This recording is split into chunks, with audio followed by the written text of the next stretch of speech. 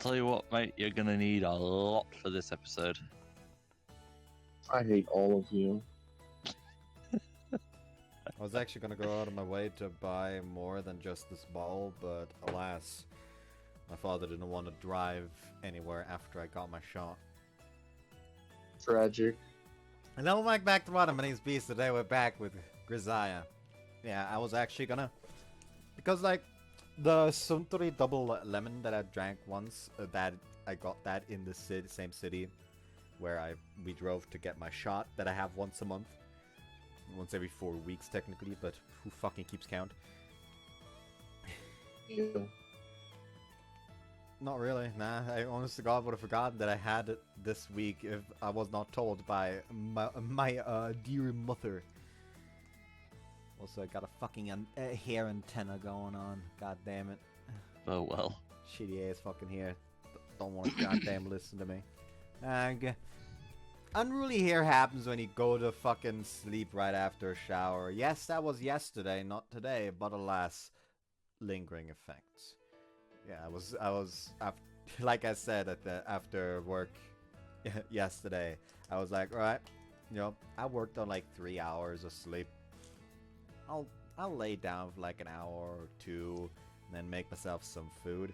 4 hours later.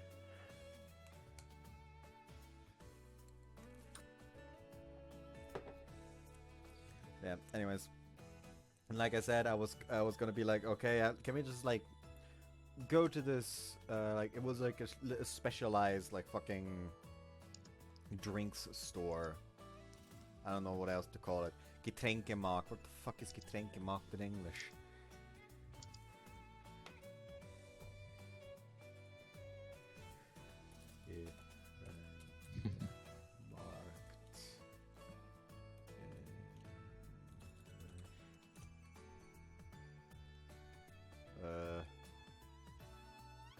Alright, what the fuck does lingue say it is?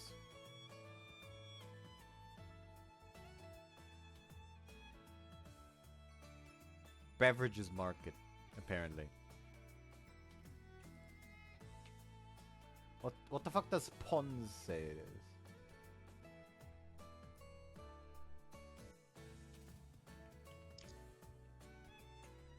Off license, says Pons for some reason.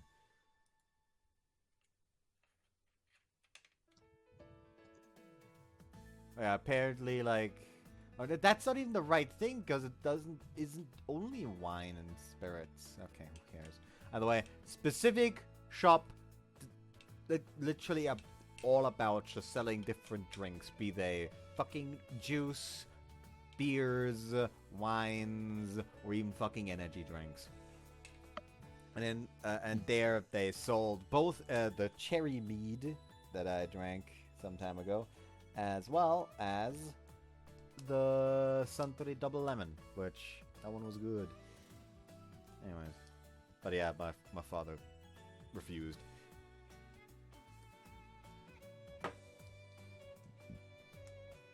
It might be a festival organized by the local shopping district, but since it's got powerful financial support, the grounds are actually a pretty impressive sight. Our school offered its own contribution in the form of manpower. Earlier in the day, Amane and Sachi helped set up booths and poured floats for the children's festival. As for my own community service, I mowed the grass and labored to help set up the tower for the Bond dance. And Spider's stated opinion on children, to wit... What? I can't stand kids, they're so noisy. They're noisy and spoiled and don't listen to a thing that you say. They cry over nothing. They think they can get away with murder if they bawl hard enough. Just watching them pisses me off. Michiru nonetheless gave in to Amane's cajoling and volunteered at the children's festival, where it seems she diligently and cheerfully made batches of free cotton candy for the crowds of kids. No, I've not heard. Please let me escape from this hell. Heard the word. Bird is the word. Heard what? You don't need to stick your nose in my face. So that's a request, I guess?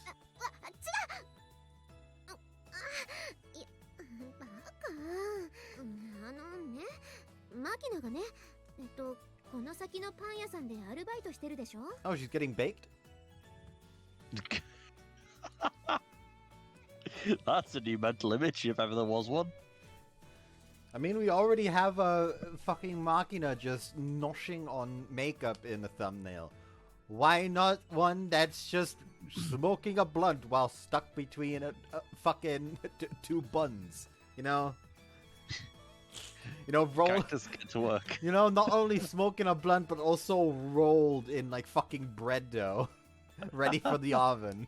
She gets baked in 2 fucking ways. Baked edibles. Yeah. True heroine. I mean, like, there's like bread that has like fucking herbs in it. Why not bread that has marijuana in it? You need weed brownies, but with bread. Yeah, I'm pretty sure that in I think it's Chile, they have coca leaves, coca leaf candy or something along those lines. Okay, but it's candy. We love this food. Yeah. I mean, let's not forget where Coca-Cola came from originally. Yeah. God, I wish they still used the original recipe. Also, never forget where Fanta came from. Oh yeah. Does that make it fantastic? Does Bud actually know where Fanta came from? Go ahead. Yeah, the Nazis made it. Not entirely. A branch of the same company that made Coca-Cola that was situated in Germany made it in response to the actual main branch no longer supplying them with Coca-Cola in Germany. So they just made Fanta. So Fanta is Nazi Coca-Cola. Precisely. Mm-hmm. Yeah, so it seems.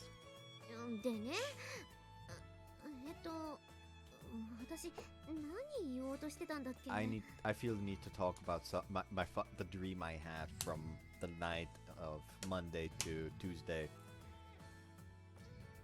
Essentially, what I dreamt is that I don't even know the reason why anymore. But for some reason, I was framed for a murder.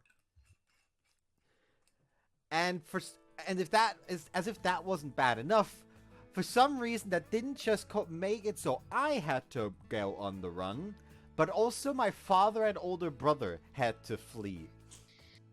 So all 3 of us were like in my grandmother's living room, waiting for like the optimal moment to go on the run. Like, you know, like there's patrols outside. We need to wait for like the optimal moment for us to be able to slip through a gap. And we just sat there and just decided, all right, now's the moment. All of us got up like in unison, and suddenly the news came on TV and reported on the whole murder. Except that the story had ballooned so fucking far out of control that the news reported on how 4 men cannibalized 4 men.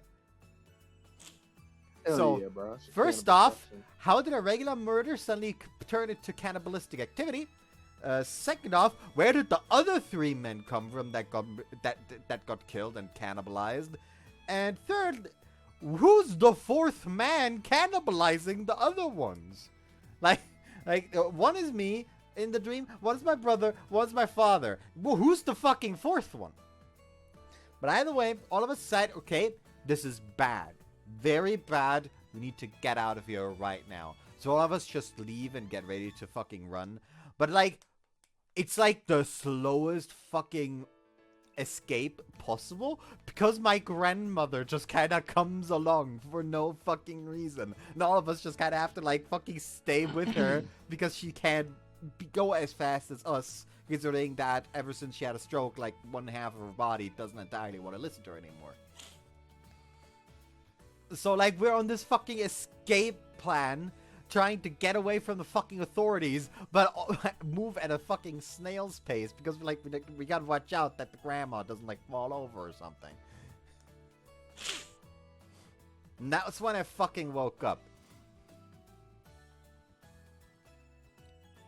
So, yeah, that dream was so weird and fucking bizarre that my body was like, alright, you need to wake the fuck up now. I don't care that you've only had 3 hours of sleep. Thoughts on the dream? Other than complete bemusement, I mean, it's not the weirdest one I've had.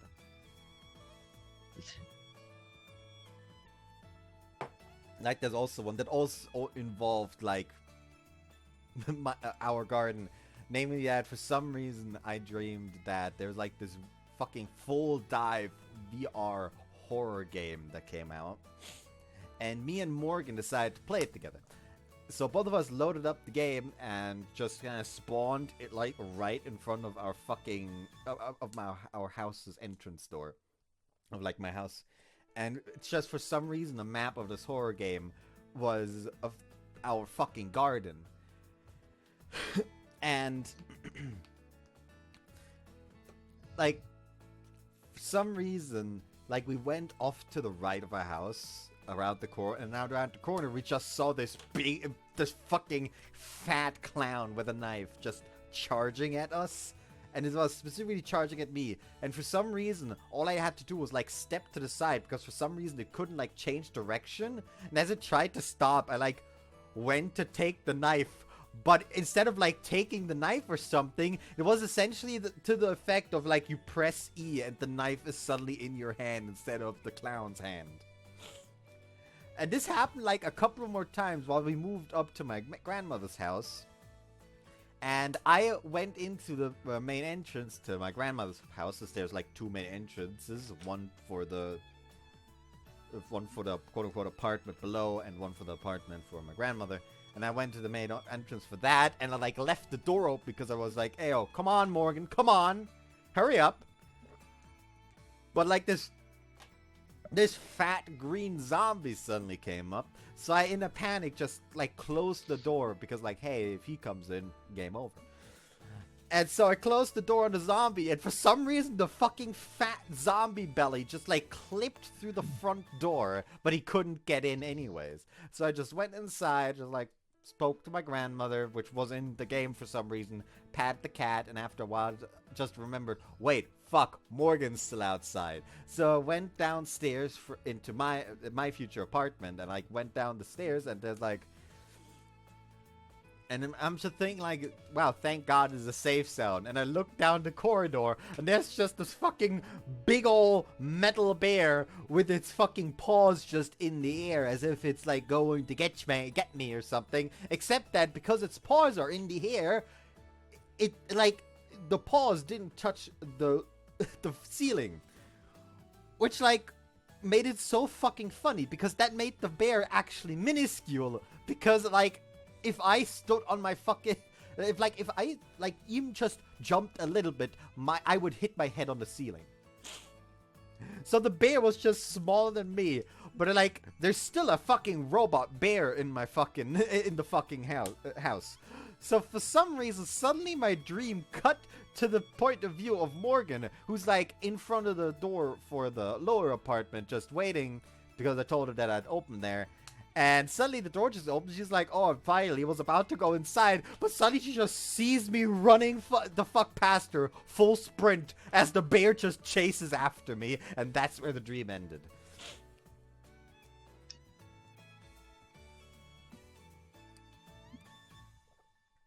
Have you ever had normal dreams? Here's the thing, Is there such a thing as a normal dream? I have two... No, not really. I only have two categories of dreams. Either, like, here's the thing. When I sleep, there's three possibilities. Either I don't dream at all, I dream about the fucking future for some fucking reason and forget the moment I wake up, and until the thing actually happens, then I remember, wait, fuck, I dreamt about this happening. And the weirdest fucking dreams I've ever had.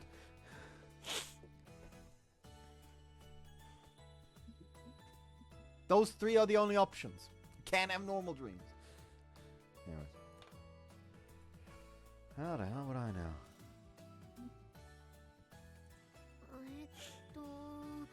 ああ、そうだ。そのパン屋さんがね、お店の前でホットドッグの屋台をやってるらしいんだけど、そこでね、マキナが焼いたパンを売ってるんだって。She is very flustered about the kiss. Oh, bread Machina baked. I'm interested to see that. でしょ？だから Preferably without the weed. さ、後でこっ Nah, そ it's り meth. 買いに行ってみない Makina, we gotta cook. Machina, we need Just to saying. cook. We need to cook, Machina. Yeah, Just sounds like saying. a plan. うん What, are you angry about something? もうこの Ow! What was that for? Ow. Don't smack my ass.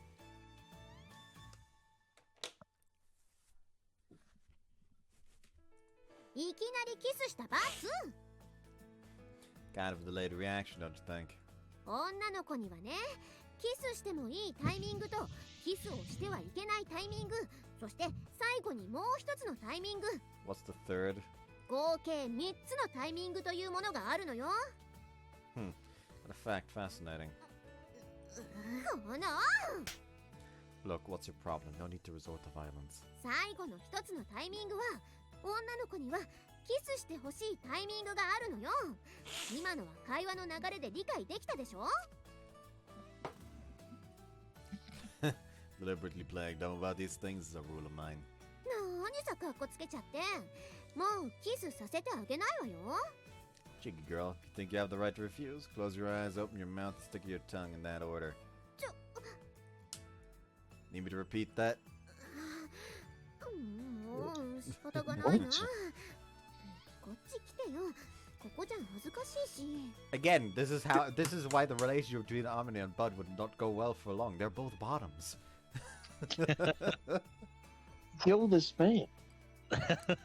Oh, don't worry. Ah. You'll do that to yourself soon enough. Kill yourself. Oh, don't worry, I will once the forest happens. So will you probably. What do you mean the? Why is that such an ominous name? What do you mean the forest? Look, it was obviously a joke. Mine wasn't though. Beware the forest. That's actually a nice CG. It is very nice CG, yes. However, beware the forest. The forest. I'm Right. used to the other CG that occurs. Yeah, oh yeah, they're fucking. Yep. It's kind of obvious. Like, they put her in a goddamn yukata. Of course, there's gotta be a yukata H scene. Mm-hmm. Who are you looking at with them big old eyes? Ear. The voids. Voids into the soul. Alternatively, just completely blot out her pupils. She's the Asura's rat now. Either that, or she's had a couple too many of Makina's cookies. What gifts are there actually of Asura's rats on... Let's see, there's the Wizen Poke. Two different versions of Asura catching the Wizen Poke. Asura versus Wizen. Asura powering up into Mantra Asura. Asura uppercutting a fool. That's a lot.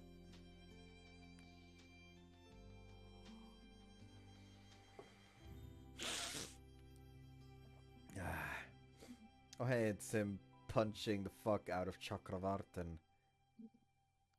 Oh no, it's not even him punching the shit out of Chakravartin. It's Chakravartin punching the shit out of him, but him just like completely no-selling it and breaking his fucking hand.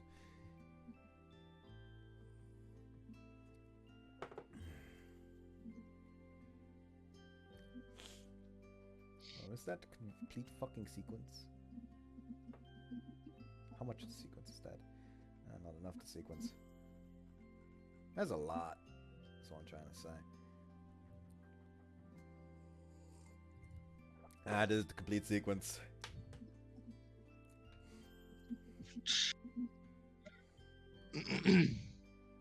What's the fuck? Like, what's a Kung Fu Tussle or whatever? What the fuck what was the fucking name? Like, oh no! It was like a Journey to the West.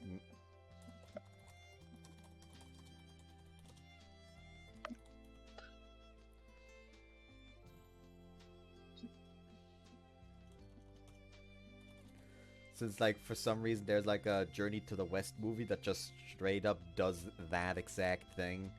Just instead of a finger, it's the Buddha going for like the entire palm and Sun Wukong turning into a gorilla in order to catch it.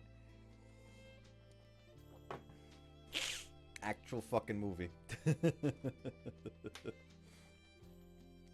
Actually, hold on. You know what? Might as well look up the goddamn video itself. Journey to the West. Asura's Wrath.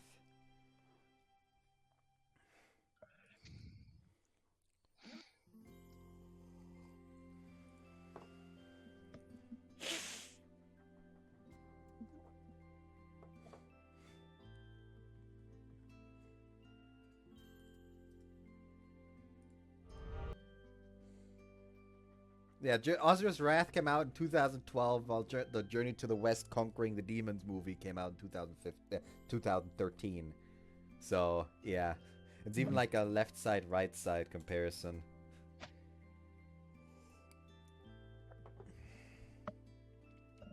Fucking wild, isn't it? Anyways. 女の子にここまでさせて冗談だって。そっちの方が失礼じゃない？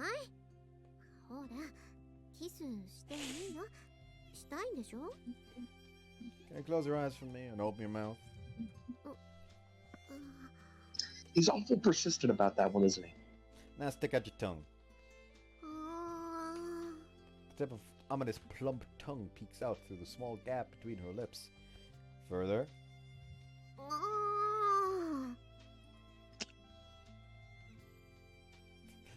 You have no idea how ridiculous you look right now.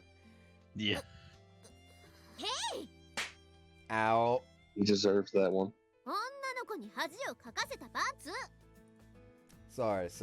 No need to get so angry. あんたね、女の子のキス顔見て笑うって最低だよ。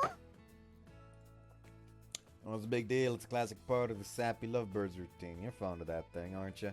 バカップルか？そっか。私たち他から見るとそんな風に見えるんだ。 Are you seriously just realizing this now? そっか。そうだよね。Something wrong? なんでもないの。マキナ、こっちこっち。どうしたの？鼻で痛い。何？どうしたの？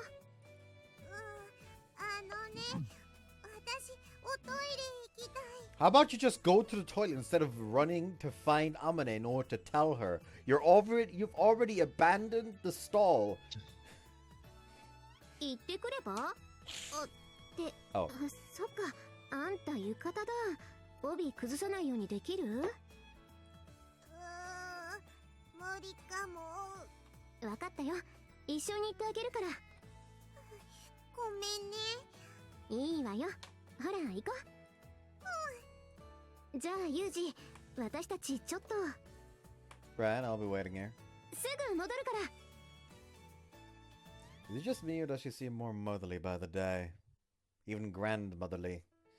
Well, I'm not sure if the old lady's side of Amane's personality is growing more pronounced or if Machina is just reverting even further into childishness. Probably a little of column A and a little of column B. Of course, Amane's ongoing transformation into domestic-minded grandma hasn't had any adverse effects on her sex drive. If anything, it's quite the opposite. She's become almost dangerously horny lately. I feel like we're starting to get into some risky territory here. ねえちょっとあれって毒虫じゃない？ほらあの髪の長い子。どれ？どの子？ほら小さな子の手引いて歩いてる女いるじゃん。アマネって呼ばれてたし間違いないって。 Sounds like two bitches gonna die tonight. 本当だ、アマネじゃん。メガネしてないから最初わからなかったよ。やだ、なんで毒虫がこんなとこにいるの？あいつの引っ越し先ってこっちだったっけ？知らないよそんなの。っていうか気持ち悪いから思い出させないでよ。吐きそうになるよ。 Cockroach. Apparently oblivious to my presence, the girls in front of me point furtively in ominous direction, grimacing in what looks like どうす revulsion. る？声かけてみようか。いいよ、気持ち悪い。見なかったことにしてもう行こうよ。じゃあ写メだけでもやめなって。ほらもう行こう。私あの事件まだトラウマなんだから。 As am I! はそんな押さないでよ。 A nightmare. Cockroach. What's that supposed to mean? There's two acquaintances of Amane's. Tempted to call out to them before they can hurry away, but it doesn't exactly seem like a topic they'd be happy to casually discuss with a stranger. What do I do? The hesitate pair of girls walk quickly off towards the opposite side of the festival in what seems to be a deliberate attempt to avoid any possible encounter with Amane. They quickly vanish into the crowd. Cockroaches, that doesn't exactly have a pleasant ring to it. Most likely that nickname has something to do with Amane's past. The reason why she transferred to the school. The reason why I didn't want to play this game! I don't like where this is going. Can we play a different game? Yeah, let me fire up Rome 2 Total War and we can watch and play with a mate instead. Actually, I'm Thank fucking you. down to play a different game. I'll play fucking Fallout New Vegas and annihilate Hell the yeah. NCR. I mean, I say I that was kidding. joking. I say that just jokingly. I am actually just doing a bunch of quests for the NCR in order to better my standing. Not because I want to Hell side yeah, with the NCR bros. NCR, but just because I need them to like me enough to where they let me go into the presidential speech so I can prevent their president from being fucking murdered. Oh, I thought you were going to actually murder him. No, the only faction you join that requires you kill the president is the Legion. Both House and Yes Man both want you to actually make sure he lives. Huh. Yeah, but because in both Houses and the Yes Man quest, it is rationalized that if he dies to the assassination and they lose the battle at Hoover Dam to Mr. House or Benjamin to takes over, yeah. the or to the Securitrons when you side with Yes Man, they don't have a scapegoat that the NCR will be mad at. So instead, they will be mad at New Vegas and come at New Vegas in full force. However, if the president survives, he will act as a scapegoat, and the people of the NCR will be mad at him and blame him for the failure at Hoover Dam, so New Vegas won't be taking any of the heat. Interesting theory. That's not a theory, that's literally what the game states. Yeah, that's interesting theory on his part. Anyways, let's bomb New Vegas. That's also what the game states in the endings. You can actually bomb New Vegas in Lonesome Road. I'm pretty sure you can at least. But I think if you do, it's like a pseudo game over. You can also bomb, like, California and the capital of the NCR. Like, essentially, you can either sacrifice your companion in Lonesome Road to shut off the nukes completely. You can redirect them at the NCR headquarters. You can redirect them at the Legion headquarters. You can just let the countdown happen, which gives you the pseudo game over. Or you can redirect the nuclear missiles to both the NCR headquarters and the Legion headquarters. Which is funny, because doing that immediately gives you the vilified reputation with both, logically. However, if you haven't met Benny before doing Lonesome Road, and went out of your way to only go to meet Benny and kill him, or or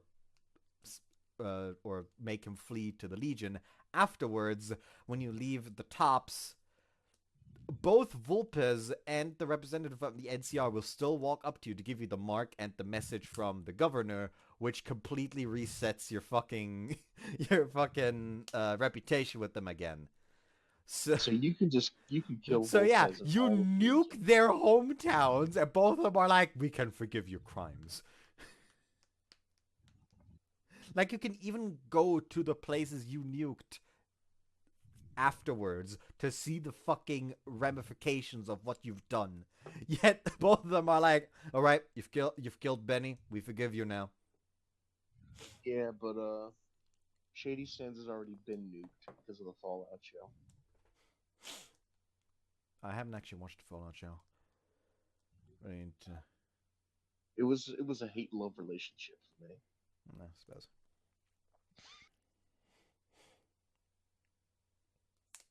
Anyways. Come to think of it, to this point, I haven't really concerned myself too deeply with any of that.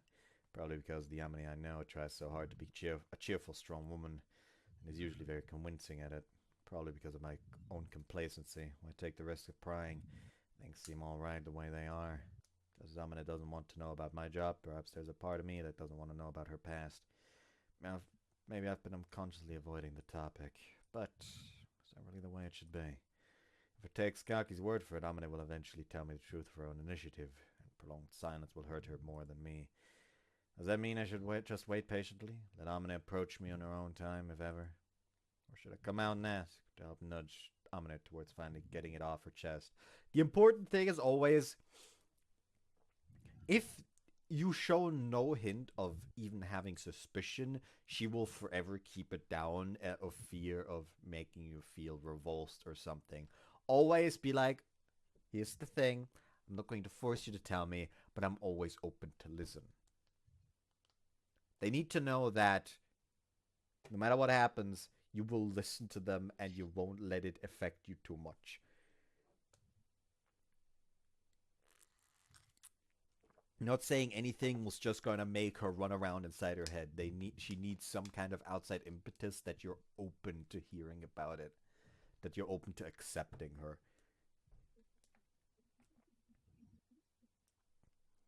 Ever have a talk about how I used to fucking essentially be hobbyist psychiatrist? Hobbyist. Listen, I've been in a relationship that essentially demanded that.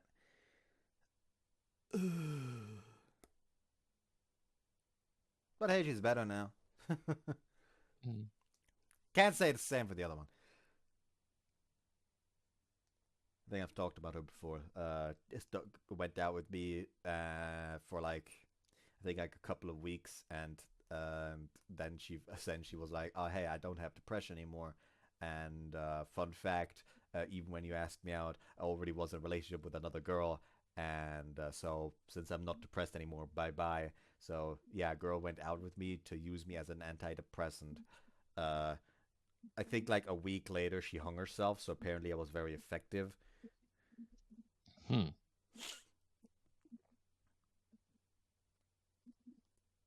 Anyways, that is, I don't know why, but it's weirdly funny to me to just throw out my weirdly depressing relationship stories and like just watch everyone just like sit there like, fuck, what do I say to that?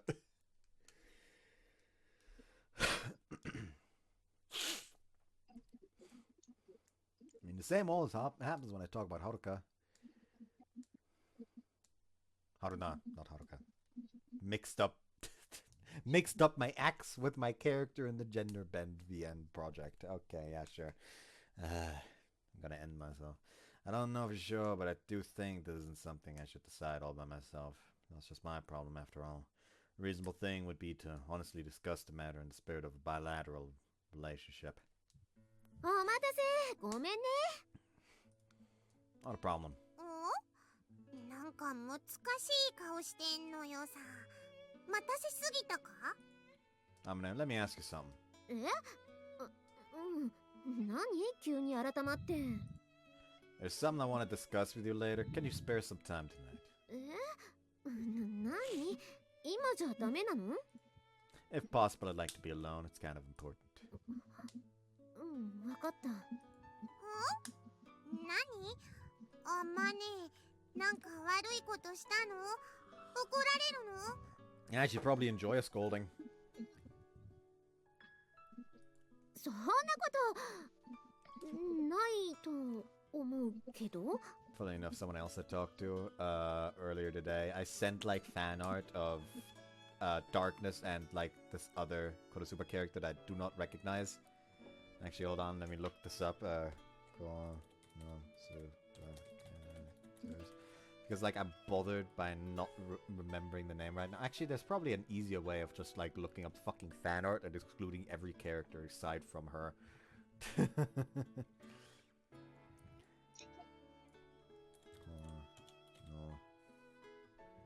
Alright, was fucking... Did Gelbudu have it as Konosuba or the full fucking title? Like a goddamn troglodyte.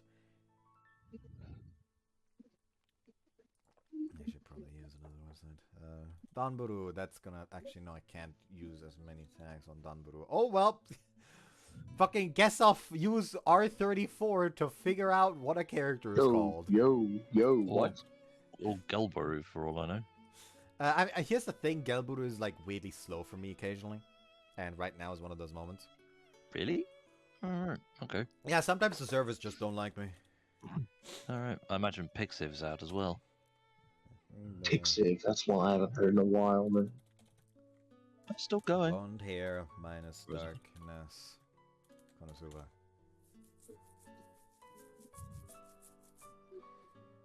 Yeah, it's already done.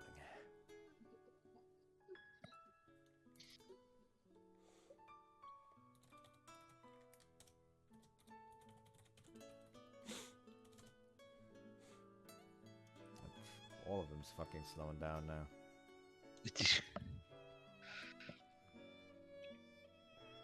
Like this. Okay, either a Claire or an Iris. Let's check which one of them it is.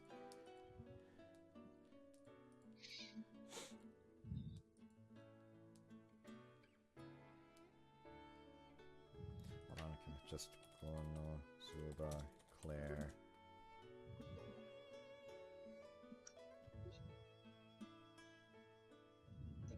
Okay, it is. It is Claire. It's Claire Field Symphonia. Okay. Essentially, someone sent me like I sent them fan art of both Claire and Darkness together, and like the first question that came out was like, okay, like if you had to pick between the two, who would you pick? And my response is like, okay, so one of them is a hot blonde, the other is a walking danger to my reputation because everything I fucking do, she will interpret as some kind of sadistic action towards her because she's into it. So I just realized that I still have the fucking Asura's Wrath versus Journey to the West video open. And I just realized that they misspelled right on the right side. Rigged. I mixed up the T and H. やっぱあれじゃね、エロすぎて怒られんじゃね。おめえちっと自重しろ的な感じで。そうなの？ No, not even close. 何よ、すっごい気になるよ。今言ってよ。 No rush, we still got a festival to enjoy. Let's live in the moment, like the dissolute modern youths we are. 楽しもうぜ。 Okay. Was not meant to be prepared for Makina, just over here like, fucking let's do this thing. うわ私意外とそういうの気にするタイプだからな。大変です皆さん。What's wrong with Sachi? みちる様がみちる様がなんて説明すればガッテム。 Good to see you've been working on your English vocabulary, but it's not helping right now. Calm down and explain what happened in chronological order. はいみちる様が調子に乗って櫓の上で太鼓を叩いていたのですが、ものすごい勢いで側頭部に突き刺さりました。 What? What? What? And then?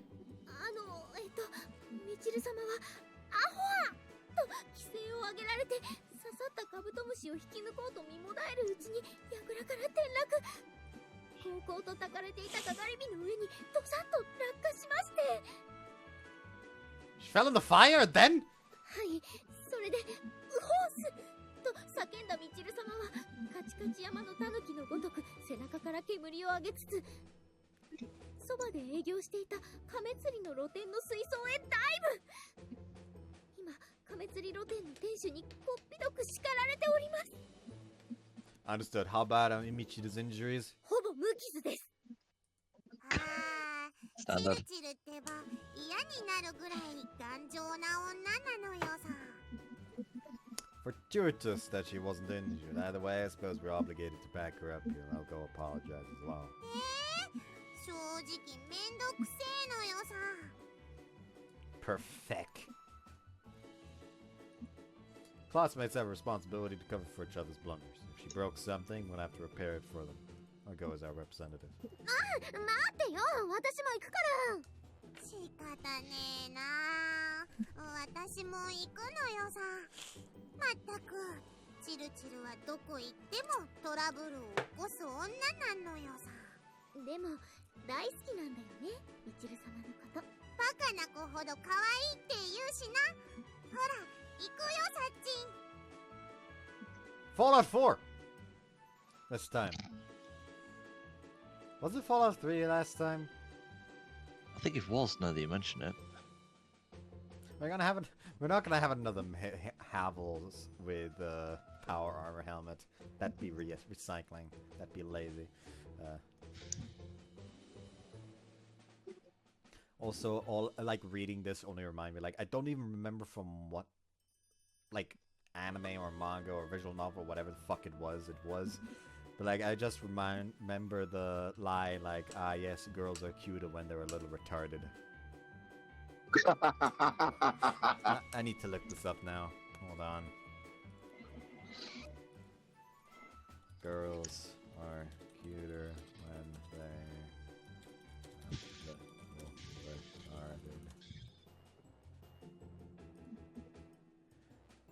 I know it was, but aren't girls cutest when they're almost retarded?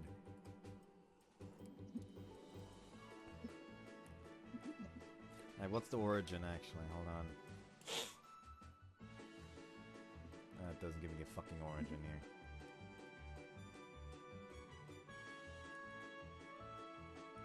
Yeah, I'm talking about this one.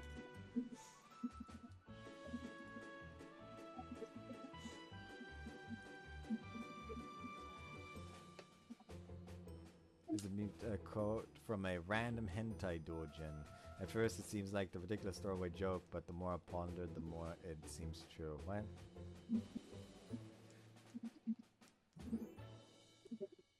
It's from a fucking hentai, apparently.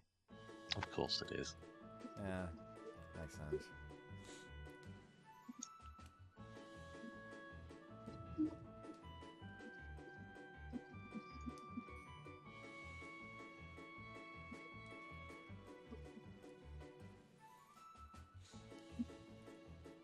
Anyways, back to...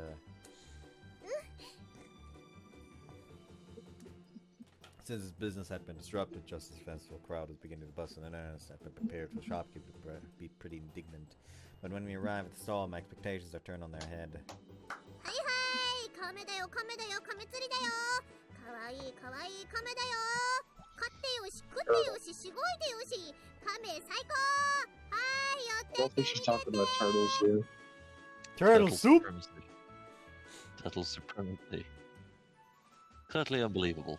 Apparently, having negotiated a settlement with the turtle stand's owner, Michiru's standing in front of the stall, energetically barking for customers. Ken's ever seen such a vigorous turtle salesmanship before. ていうか、緑亀って食べていいの？まあ亀だし食べられないことはないだろうけど、っていうかしごくって？あ、そこを気になっちゃいました。さすがは天音さんです。Oh no. 私今ビッチ扱いされてるのかな。何をおっしゃいますやら。Anyway, I think Michiru's gonna be fine. Gonna find her own way through life, even without our help. Through sheer resilience, if nothing else. And so, after a lengthy evening of utter nonsense and pleasant memories, the hour hand of the clock hit 9. As the brilliant lights of the festival began to dim, we returned together to the dome. Incidentally, a minor digression, Sachi looked into the matter, discovered that the Mississippi red-eared turtle, popularly known as the green turtle, is perfectly edible if properly processed beforehand. But of course, none of us would put this to the test. それで私に何か話があるって何？ Alright, what's the auto button? I'ma leave now. Bye-bye. Kill yourself. Right, about that. Okay, let me If you're think gonna about do how this I to want me, to you say gotta say this. Like, I was just joking. I'm already back. see what he's doing to me, guys? This is what he does to me. All right, I'll continue to hold your hand through it all. I'm not coming back for another 難しい話なの Yeah, pretty damn awkward. あんたの仕事の話それなら私は別に No, it's not my job. It's about you, Amane. 私の何 Amane, let me ask you something, and please hear me out before you take offense. Does the nickname Cockroach mean anything to you? 毒虫 Never forget that there's a archetype in Yu-Gi-Oh! Entirely based around cockroaches. Which is incidentally the archetype that Max C is a part of. Yeah, the entire archetype is essentially just this one guy trying to fend off a fucking cockroach infestation at his home and failing. Actually, you know what? Hold on. Like, let me pull out the fucking card art for all the C cards.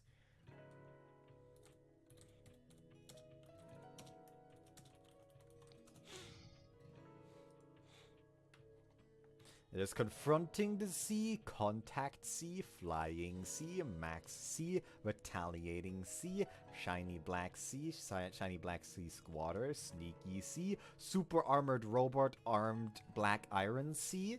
Because yeah, it's not just fucking based on cockroaches.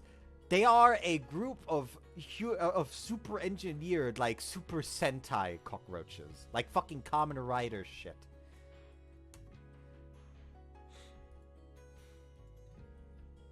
Like, every cockroach, every card I'm about to show you, the glowing lights are this motherfucker. Oh. That's a cockroach. Yeah, that's a Super Sentai cockroach. To be honest with you, he looks like a Power Ranger villain. Also, no defense. I'm disappointed. Yeah, there's Confronting the Sea. There's Contact Sea. There's Flying Sea.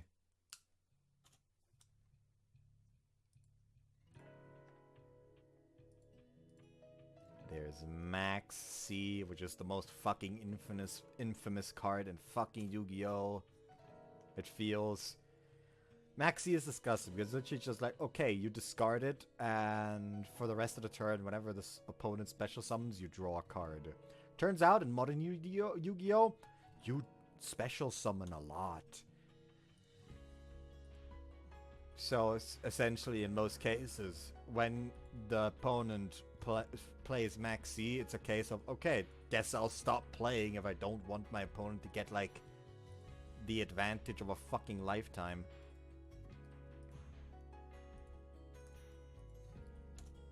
And there's Black Shiny C, there's Sneaky C, and finally we have the fucking Super Sentai Cockroach Robot. Yu-Gi-Oh's weird. I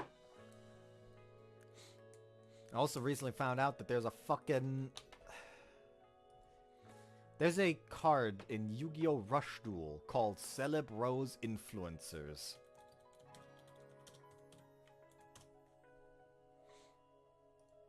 I wish that was a joke, but no, they exist. Like... This is the card from Rush Duels. And they even have an appearance in the fucking anime where they look like this.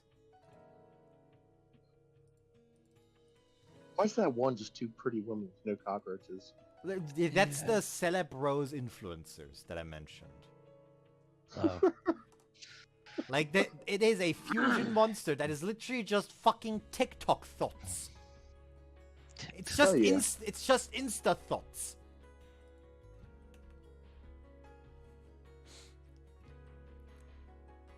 Like, there's an entire fucking archetype of just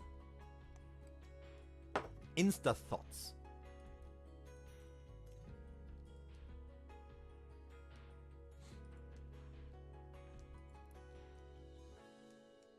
It's fucking ridiculous, quite frankly. But that one is like forever like banished to rush duels, so we do not fear it. What we do fear, however, are the live twins and the evil twins. The live twins and evil twins is like two archetypes in one, where the live twins are these two are essentially these streamer girls. And their counterpart in the evil twin archetype is their secret identities once they turn into fucking phantom thieves. They have cards names such as Evil Twin GG Easy. I wish to shoot myself. Anyways. Enough trying to escape the fucking forest. Oh, right, forgot to read. Right, ring any bells? At the festival today, I happened to overhear two girls talking. Got the idea they were probably old acquaintances of yours. So.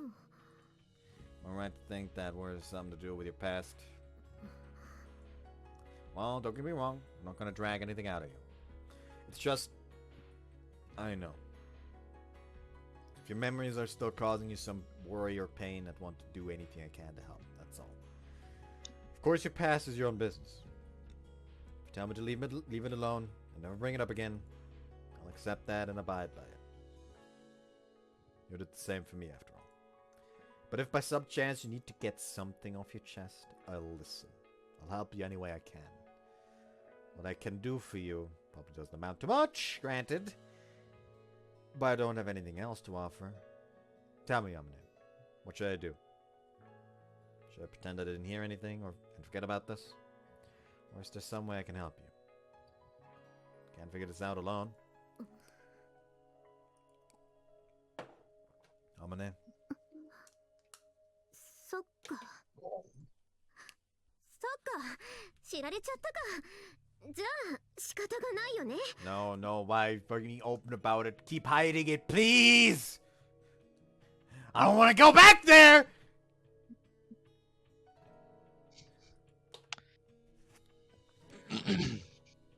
Amane. 私立滝園学園1年 A 組バスケ部所属風見和樹もちろん知ってるよね Did you just say something, bud? Did I what? Did you just say something?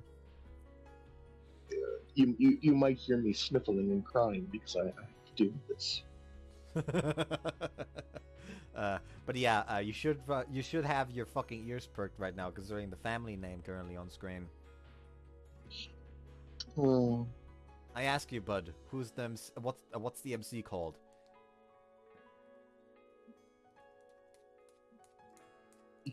Repeat that question. What's the MC called?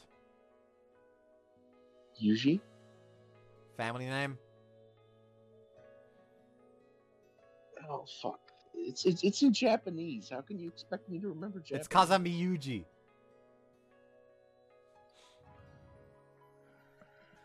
Why am I? Look, you're lucky I remember the girls' names. あの時 I'm not good at remembering 8 foreign 月 names. 14日バスケットボール部の夏合宿の帰り道彼 No. 女を含む14人を乗せたマイクロバスは忽然と姿を消した世に言う滝園学園マイクロバス転落事故私はその14人の中の唯一の生き残りよ Are you serious? こんなことで嘘は言わないよ My elder sister, Kasami Kazuki. When she disappeared, it destroyed my family. And the one girl that lived through that disaster was Amane. That's your past. そう私はユージのお姉さんと同級生だった Why? Why didn't you? ごめん言えなかったんだよユージが転入してきた時風見ユージって名前を聞いた時すぐに気がついたんだけど言えなかった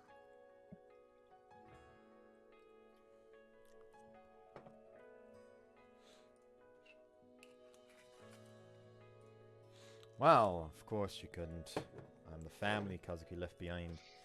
Must have been a complete bombshell. There's no way he'd be able to figure out a situation like that on the spur of the moment. See? Yeah, that makes sense. あの時のことはユージも知ってるよね。Sadly, I do! I don't have enough alcohol for this shit. I don't want to. I want to go home. You are home! This doesn't feel like home. Nothing feels like home when the fucking forest encroaches. The fog is coming. We about to return to nature, motherfucker. Nature will reclaim our fucking bodies. We will become fertilizer for the soil. Alternatively, we could end up with the same fate as the dwellers in Vault 22.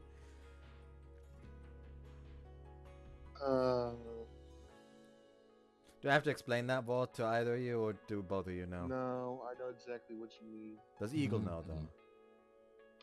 though? Vaguely. Go ahead and explain it to the viewers then. If you vaguely understand. To be honest with you, I've kind of only been half following what you've been talking about for the last little while because you've been desperately stalling not to go in the forest. Yeah, makes sense. Vault 22 involved an experiment where where fungus essentially went haywire and infected a bunch of vault dwellers that essentially turned into these weird spore carrier monstrosities, and the rest fled and turned into cannibals. Oh, that experiment. Yeah. Vault Tech's fucking weird. Why did they put like 99 women and 1 man in one vault? They wanted to see what Othello really looked like. I mean, the same thing happened, but with 99 men and 1 woman. Well, true, but They also had one vault that was like, I think like, 20 people and one out of control and let loose panther. That's because Vault Tech was just weird, man. Yeah. Hey man, the world's ending. Let's just make all these vaults that do fuck I all. really want to play like the original 2 Fallouts at some point. what, Fallout 1 and 2? Yeah.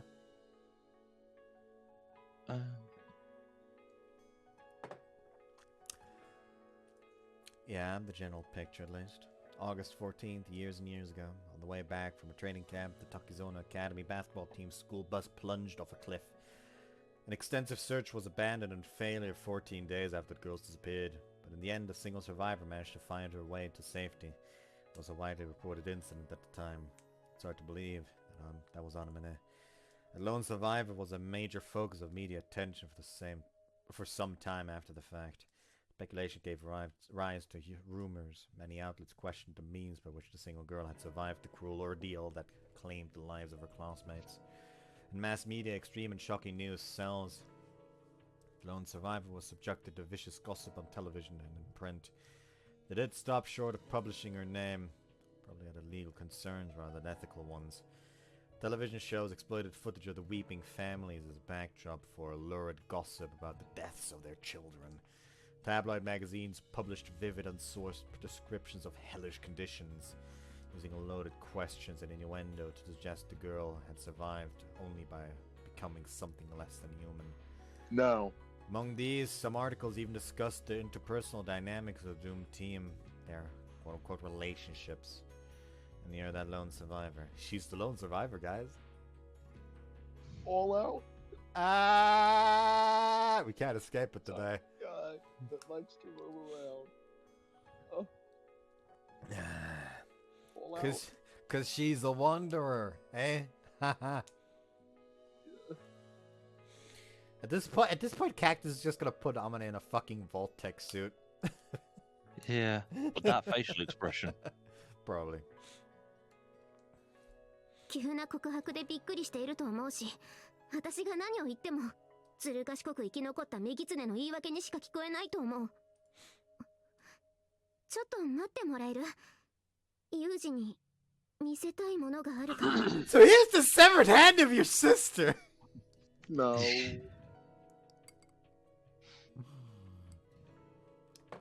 All I'll say is, after I'd finished this route, it prompted a lot of reading of similar survival stories, and I encountered a lot, surprisingly. Damn, you're certainly a braver man than me. Then again, when did fucking Grisaia air? First, the anime. The anime. I Hold think on, I'm looking it up. 2014 or 15. I'm I check think. it real quick. Hold on. Anime. Grisaia. Yeah, the real life event I was thinking of involved a rugby team from Uruguay that ended up crash landing in the middle of the Andes. Somehow, they escaped. It aired in 2000 and it aired in autumn 2014, and I watched it when it came out. I watched this when I was 14. Yeah. My mental scarring is entirely reasonable. Yeah. Be grateful you didn't watch Threads when you were 10. I don't even know what the fuck that is. Good. I do remember, Don't. like, it's like late night show that I would sneak peeks at every now and again, which was like the most dangerous animals, and I was really interested in the show from a like curiosity standpoint, but I would never be able to sleep after watching it. Yeah. Because like I have very overactive imagination, and my brain hates me, so it will use that fact to very nefarious means. Those nefarious means being making my life a living fucking hell! Anyways. What? I'm gonna leave my room and then 10 long minutes crawl by before she returns. Spend every minute trying to piece together my scrambled thoughts. What the hell is this? When I arrived at Mihama, Amane had already been here for a good year. Of course, Principal Tachibana must have known everything. She knew about all this. Didn't say a word. Just left me and Amane to sort it out for ourselves. Now she has that non-interference policy, but this feels more like negligence. And there's Sakaki too. She's looked into all our backgrounds. She obviously knew the facts and she didn't say a damn word. Hold on, calm down. Considering this from their perspective, what would I have done in their shoes? Yeah, I don't think I could have acted differently. It's too sensitive a problem. Two of us are the only ones who can resolve it. They weren't wrong to act the way they did. And if I wasn't in his shoes, a relative of the classmate who died while I lived transferred to my school, could I have told the truth in the moment straight out? I mean, you don't think so? Had I been in Amane's position, I would have waited, slowly stealing my resolve, tried to find the right moment to confess the truth. That's right, I don't have the right to blame Amane. Would have made the same decision myself. And tell the truth now, after everything that's happened between us, must have taken an incredible amount of courage on her part. She's downright admirable. Rather than thinking about whether I can blame her, I should take a look at myself. Did I just... Steam does not want you to read anymore. Did I just Icarus? Yeah, you flew too You close fly to too the sun. close to the sun. Did I shatter Amane's peace of mind out of nothing more than hypocritical curiosity? ごめん、お待たせ。これを見て。 Like she just comes back, sorry, didn't mean to keep you waiting. His first reaction, damn, I'm a piece of shit!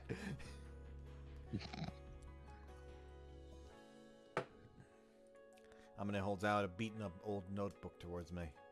The date's written on the cover, a few months of that summer. This is your... あの日の日記帳だよ。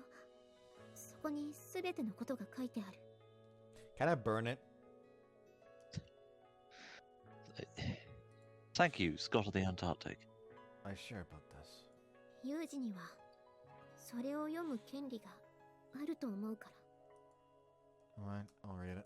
その日記帳の18ページ目からがあの遭難事故の直後に書かれた日記に該当するわ。We? Well, yeah, it was an entire fucking bus of people. Yeah. That summer, August 14th. I lowered my gaze to the diary, its pages well worn from Amane's hands. She's clearly reread it many, many times. The contents of those pages left me staggered.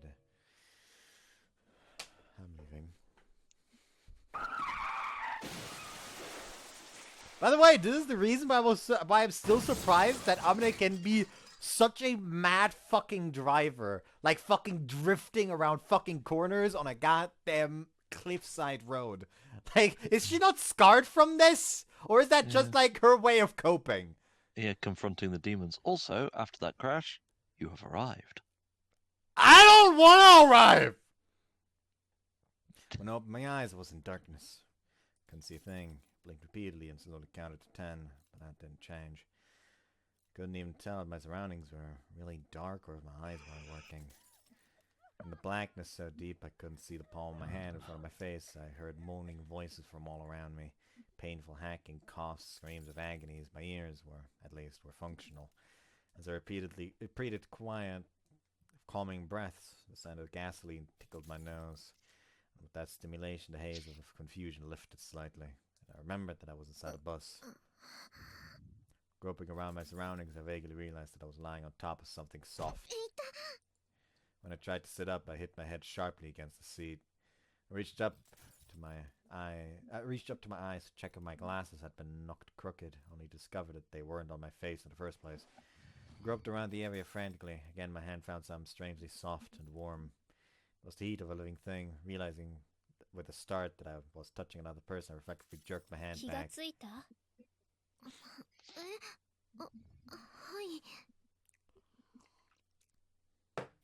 動けるようなら私の上から降りてほしいのだけれど。ごめんなさい。 Finally understanding that someone was pinned under my body, I fumbled in search of a foothold, but the floor my feet were searching for wasn't 気をつけ there. て。今はこのバス、天井が壁だから。天井が壁？そう。床も壁。そして今まで壁だったものが、今は床と天井。まあ、そうね。簡単に言えば横転しているのよ。You know, we're real fucking pretentious for not saying that the bus is lying on its side.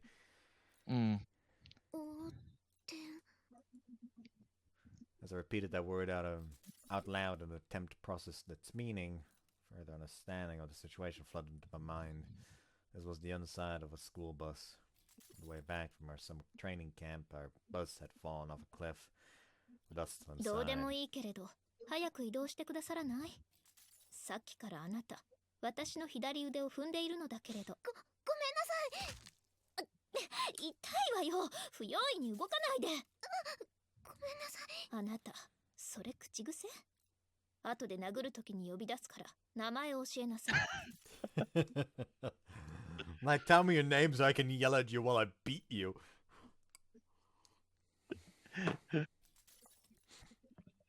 Kazami Kazuki, everybody. ごめんなさい。 She does. We don't know that yet that it's her. Come on, man. You're spoiling Bud. What the fuck's happening here? I've been tagged? Why have I been tagged? Ah. Because someone gifted me a membership for Hidagi Emuri, and she posted a early preview of a cover of a song from Aegis Rim in her members only Discord channel. Not channel. Yes channel. The server itself is public. The channel is members. I'm just gonna shut the fuck up. You alright with that? That's best if you wish. 冗談よ。私は風見和樹。あなたは？そうです。そう、あまね。 There's a bitch in it. ああ。 Not here. スオさんね。 Listen, I need the fucking levity, 名 alright? 前と容姿は知っているけど、お話しするのは初めてね。はい。はじめまして。敬語はいいわ。私も同じ1年生だし。それと、できれば挨拶は後にして、さっさと私の上から降りてくださる？痛くて涙が出てきたわ。ごめんなさい。5回目。いい？ごめんなさいって言葉は、口にすればするほど言葉の価値が下がるのよ。次にごめんなさいって言ったら怒るわよ。じゃないわよ。いいから左にどきなさい。出口はそっちよ。ごめんなさい。舌打ちしないで謝るから。I knew the name Kazumi Kazuki. She's the name of the top incoming student, the girl who'd been chosen as our class representative to deliver the greeting speech at our entrance ceremony this spring. Kazuki sounded like a boy's name, and the girl herself appeared somewhat absent-minded, always walking around with a sleepy look on her face. And yet there was something about her that suggested the cold sharpness of a blade. We belonged to the same basketball team and participated in the training camp together. But I had shied away from the foreboding aura she projected, and in the end we hadn't spoken so much as once during the trip. The interior of the bus was scattered with debris, and every foothold was uncertain, but Kazuki quickly crawled her way through, dragged herself out of a shattered window, and turned back to offer her hand to me. ほら、手を出しなさい。ありがとう。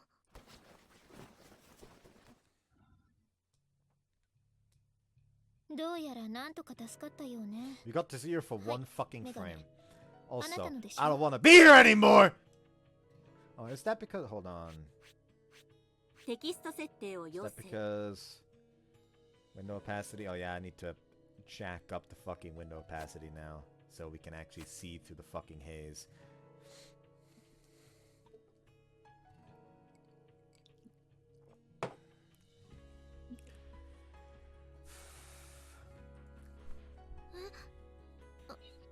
Oh hey, we get to see little baby Amane.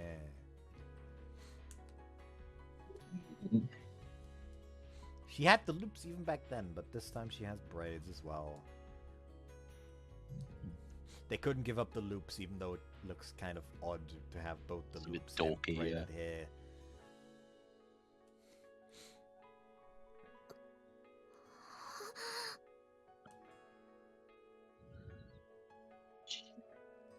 I've not talked to Storm ever since the fucking my original Discord server was fucking like commandeered. That's the word. Yeah. Me and his reaction to commandeering was like, oh, well, quite frankly, can't fucking sympathize to the man. Like, come the fuck on. Like, people were like siding with Yuji because I didn't let him play in one fucking D&D campaign that I DM'd, because it was literally the first fucking time I've ever DM'd. And like, I don't feel like having a player that would make a character as like, yes, he's a white man that thinks he's black and his race is against white people. Like, that is literally the first character I ever heard him make, and I'm not dealing with that on my first time DMing. Maybe on my second. You're not gonna first. believe what character he made for John's D&D campaign. John had a D&D campaign? Used to, yes. I was not even aware of that. I was not even invited, huh? It was like 1 or 2 sessions before it. And what was the character? His name was Mr. Black. I'll let you imagine. Okay, yeah. So I was right to not let him play. Like, Yuji is the type of character, like, Yuji is the type of guy that, like, he takes shit too far. Like, constantly. Yuji, my beloved. And yet, I seem to recall him I think he's married these days as well. I think. I pity Tony. the poor woman that has Oh, to that's deal Tony. with him. My mistake. That's Tony. Oh, that's Tony. I still pity the poor woman that has to deal with him as well. Like, I feel the need to reiterate, Tony is the one that gave ownership of the server to Yuji in the first place. And then when I asked him what the fuck happened, he was like acting like the same, like, oh, I'm not active in the server anymore and I don't want to be involved in drama, when he's the one that was actively at fault for starting the drama by giving Yuji the fucking power. I'm still upset. Hey man, your new server will take off eventually. What even happened with the old server? Is it like probably Yeah, no it's one's still fucking going. active? It's still fucking active. Yeah, it's still going, still having active updates on it. Huh. Yeah, I go to every War Wednesday. Yeah, but it's not just that. There's also other things on there as well. Yeah. Also, I didn't know you had a new Discord server as well. Yeah, I've had a new Discord server for a while now. Even like they're even in the description below now at this point. Which, by the way, you should click the link. Plug. I feel disgusting now. I'm not built for this plugging thing. Well, plug in and play. Don't mind me if I do just that. Here, let me send you one. But yeah, like after that entire thing happened, I was even like discussing with John about just having John just delete the server, the old one. At this point, I relatively don't give a shit about it anymore, as long as they just, you know, get rid of my fucking branding. Yeah. No, it's still the Wild Hunt. Okay, okay, then I'm gonna need to fucking talk to John about changing the fucking branding. There's really no need Yeah, for that. I've got myself on the new one. Now, does literally anyone still come into that server from my fucking old video descriptions? Because I did not change the old descriptions. I did not change the link. That I've seen recently, no. The last person to join was over a month ago, I think. I mean, over a month ago was still while the thing was already like knee fucking deep. Like it's been what, a fucking year since that shit happened? Yeah, you've got a new description. It's okay. Yeah, a new description. However, that doesn't translate to the old video descriptions. Like in some of the old ass videos, it still has the link to the goddamn old Discord server because I'm not about to go through like fucking 1,000 videos changing the goddamn descriptions. Yeah. So yeah, come to the new server, everybody. The moment I replaced I replaced the glasses on. It shouldn't be replaced. It should not be replaced. The moment I placed the glasses on my head, I drew a harsh breath at the sight of the bus we had been riding in. Like, I know, like, she is, like, they were placed on there, they are no longer placed on there, so she is replacing them back onto her head where they were before. But you don't do that when replacing is literally a word that is actively used in the English language. The roof was smashed, the windows all broken, the vehicle was completely overturned, its belly exposed, white smoke was pouring from the area of the still active engine. We need to get away fast or we'll be in danger. At this rate, that thing might explode. That fear ran through my mind. Kazumi Kazuki glanced briefly at my face with a usual sleepy expression, then snorted lightly. 大丈夫よ。こういった事故で車が爆発するのは映画の中だけだから安心しなさい。By the way, thoughts on Kazuki's design, bud? I don't feel any positive emotions right now. Understandable. Positive emotions are illegal in the forest. In the forest. We don't have joy here in the forest. I have resignation. Now, realistically, those glasses are the right size when you take in real-life proportions, but the big anime eyes make them look too small. Yeah. 煙を上げるエンジンを見ながら泣きそうな顔しているあなたを見れば子供にでもわかるわ。で、誰から助けましょうか。爆発しないと分かったあなたは次に早くみんなを助けましょうって言い出すと思ったのだけれど、違った？そんなエスパーでも見るような目で私を見ないでよ。私は手早くことを進めたいだけなんだから。で、誰から助けるの？あなたに決めさせてあげる。1、先生。2、あなたの親友。3、怪我人。あなたなら誰から助ける？ I mean, realistically, it would be the wounded, then the teacher, then the best friend. Assuming that the teacher's not one of the wounded, because if the teacher's one of the wounded, that he has first priority. Considering that he is the man that is like, alright, once you're patched up, you're gonna try to find us a fucking way out of this. どうして私に決めさせるの？簡単な心理テストのようなものよ。あなたが誰から助けるかで、あなたがどんな女の子なのかわかると思って。Not the time, Kazuki. 風見さんだったら誰から助けるの？質問に質問を返すのはバカだと思われるからやめなさい。それと、そうやって回答を保留にするのも回答とみなすわよ。状況判断能力と決断力のない子だと思われてしまうけれど、それで構わない？まあいいわ。それじゃあ私が決める。まずは部長から助けましょう。どうして部長から？私、あの子が嫌いなのよ。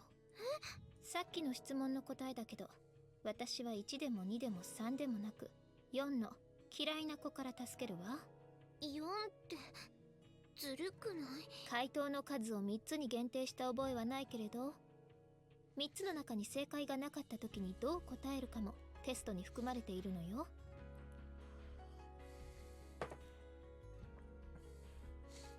Let's just say, Bud, you probably understand why this emote exists in Scott's server now. It's not loading. God fucking damn it. Sorry, I can see it now. Yeah, there we go. Loaded now. 意地悪クイズみたい。それに、どうして嫌いな子から助けるの？だって12人もいるのよ。嫌いな子が最後に残ったら絶対に面倒くさいって思うに決まっているじゃない。それが理由？そう。嫌なことはさっさと終わらせたいのよ。私って夏休みの宿題を夏休みに入る前に済ませてしまうぐらいせっかちなの。I was the type to Why immediately does, start why my does my homework. mic keep peaking? What is it picking up? I don't understand. I mean, it's not really picking up anything weird for me. No? Wait, I keep showing a green bubble that I'm talking. But yeah, like I was back at school. I was the type like, okay, either I literally do the homework the second we get it in class, or I do it the morning of the day that I have to hand it in. Well, I don't do it at all.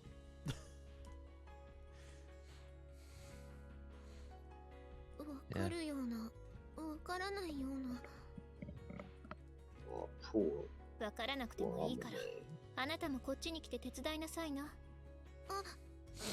ごめんなさい。To be honest, I found it very difficult to understand her thoughts. But I didn't understand that the word genius was probably created to describe this sort of people, this sort of person. I remember that one time going like, oh fuck, what's the goddamn English word for that?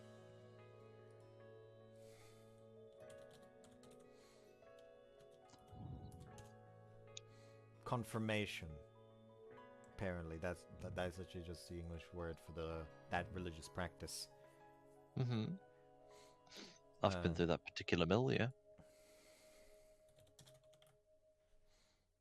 But yeah, essentially, like, there's like this preparation group thing for the confirmation, and during the fucking introduction, I like jokingly made a comment like, "I'm a fucking insane."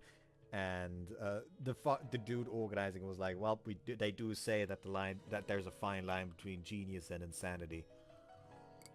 Yeah. And I just sit over here like, how dare you use that? How dare you use that towards me? Accusing you of being a genius.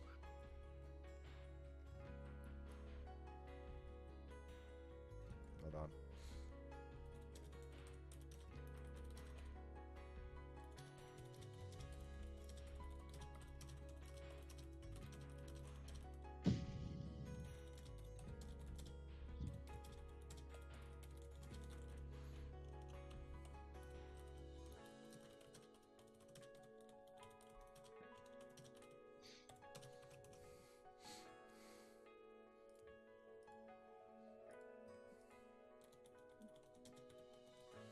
I'm trying to distract myself again, Pain. I mean, one of the distractions is messages that I got. One of which is a picture drawn by Akaya Riot of Hexamaniac being dicked down. So Right. it is very nice art of a very nice character. So I'm not complaining, but Still. Beast, I prefer to just rip bandages off. We are not the same type of person then. I, in fact, am wearing a bandage currently, and I'm not ripping them off until it comes off easy during a shower. I just prefer to rip bandages off, man. There are 14 people riding in that bus, including the team advisor. Eventually, 11 people emerged from the wreckage, together with one small dog that belonged to a team member. The remaining 3 were dead. 2 were killed instantly when the bus fell. The other, still unconscious immediately after the accident, rolled herself into a ball and moaned for 10 minutes before she died. Among the 11 survivors, 4 were wounded. 1 had broken both of her legs. 1 had struck her head and suffered a laceration.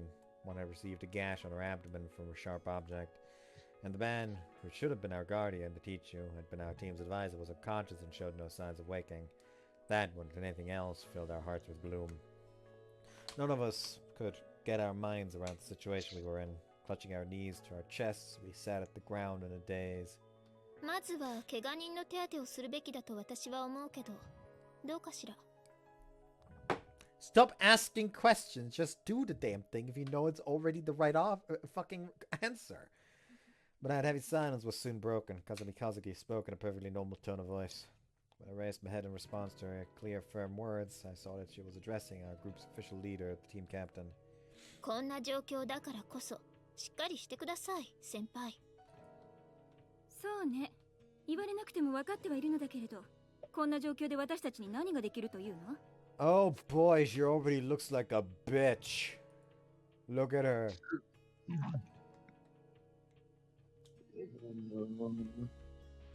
There is a woman with a very punchable face. Anyways, let's get her off the screen because I do no longer want to see her for fear of the memories resurfacing. 反論しても? どうぞ。ただ待っていても助けが来る保証なんてどこにもないわ。あなたにこの場を仕切る能力がないのであれば、私が代わりますけど、どうしますか? 勝手なことを言わないで。もしあなたの判断ミスで現状が悪化したら、誰が責任を取ると思ってるの? この後に及んでも責任の所在を気にする余裕はあるのね。はあ? 何ですって? よく聞こえないんだけど。いいえ、別に何も。では、この場はお任せしても? 余計なお気遣いは結構よ。リツ、こっちにいらっしゃい。あ、はい。なんでしょう。She kind of looks like baby Michiru. No, she isn't, but she kind of looks like her. People are dead. They sure are. Probably aided each other. Kill yourself. Well, you're just going to find out. ご実家はお医者様よね。はい、そうですけど。だったら応急処置ぐらいできるでしょ。すぐに取り掛かって。そんな、無理ですよ。いくら実家が医者だからって、私にはそんな知識は。Cap Nori needs to be slapped across the fucking face. Also, we have another anonymous body. Game going on. Probably one of the 3 people that died. Playing games in heaven. They just, their face were so mutilated that they are not beyond anonymous. When the bus fell. Yeah.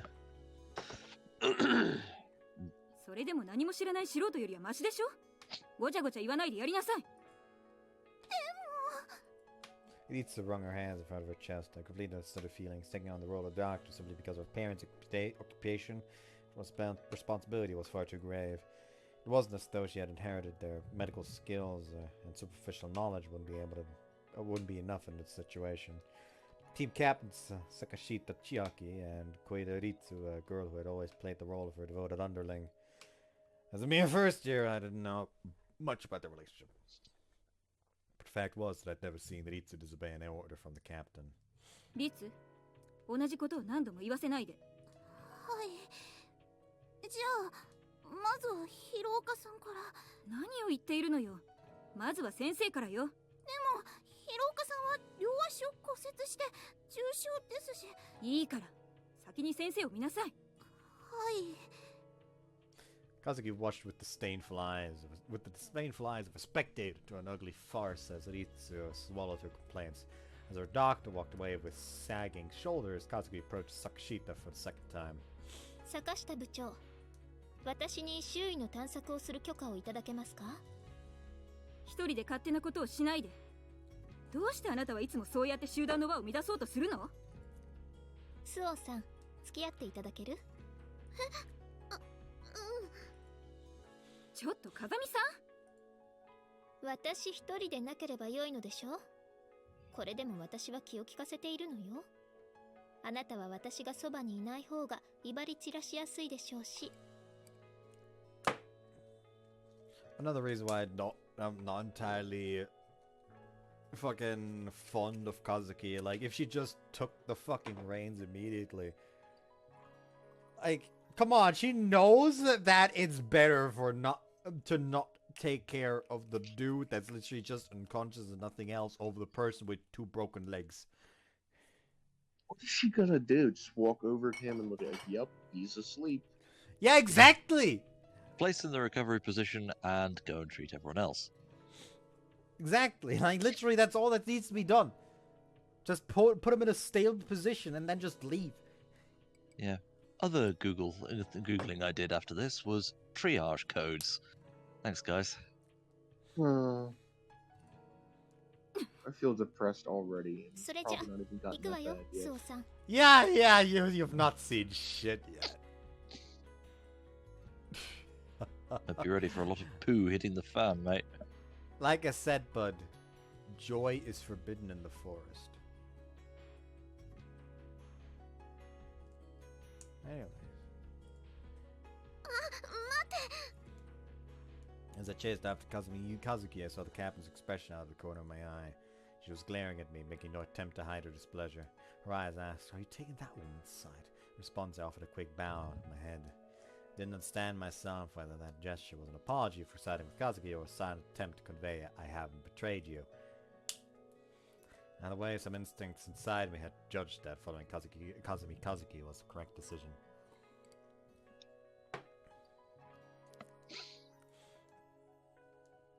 Although I had seen Kazuki for the first time at that entrance ceremony, I had known her name for much longer. When we were grade schoolers, it was well known that an 8-year-old child had taken a special prize at the district painting contest. As painting had been exhibited among other children's work, that was her only reward, but it might well have taken the overall prize otherwise. Our class took a trip to see her piece on display at the district assembly hall.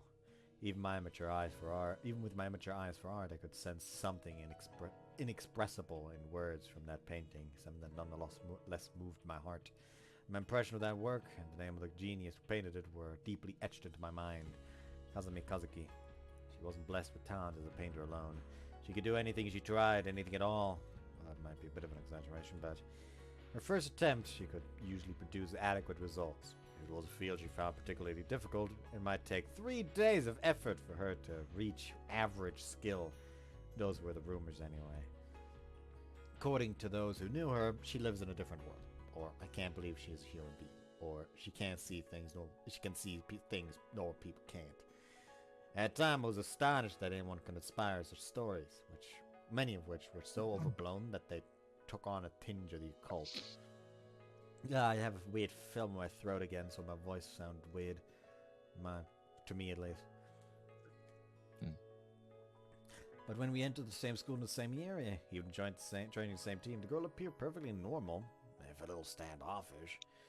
So I could vaguely sense that her true nature was somehow different from that of an ordinary person. To be honest, I had avoided her as a result.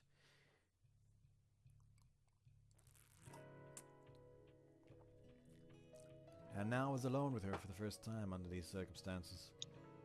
Although I followed her as instructed, I couldn't find anything to say to her, and she was equally silent. The two of us just trudged on, not exchanging a single word. The ground on her feet was rugged and hard, and rock walls loomed on both sides. When I looked straight up, there was nothing but trees and sky. It seemed to have fallen into some sort of fissure, a crack in the earth. The walls were maybe 10 meters tall at their lowest point, not so high as to rule out climbing, but on both sides rock face slanted inwards as they rose up, hanging over us. With its pronounced of an overhang, climbing with bare hands seemed impossible, and even with tools it would likely be difficult. Apparently Kazumi Kazuki had been thinking along the same lines. She seemed to stop a little ways away ahead of me, placing her hand on one of the slanted walls of rock and began to strike it with a stone she had picked up off the ground. それで何かわかるの？ Damn, she's not saying anything, huh? やっと口を開いたかと思えば、随分とどうでもいいようなことを口にするの Well, ね。 now we see Amane's line. こんに It's a little delayed. What the fuck's happening? そうね。どうやって What is happening? Okay, we may have a slight delay here. とか Oh, there we これ go. からやっと口を開いた。こんにって。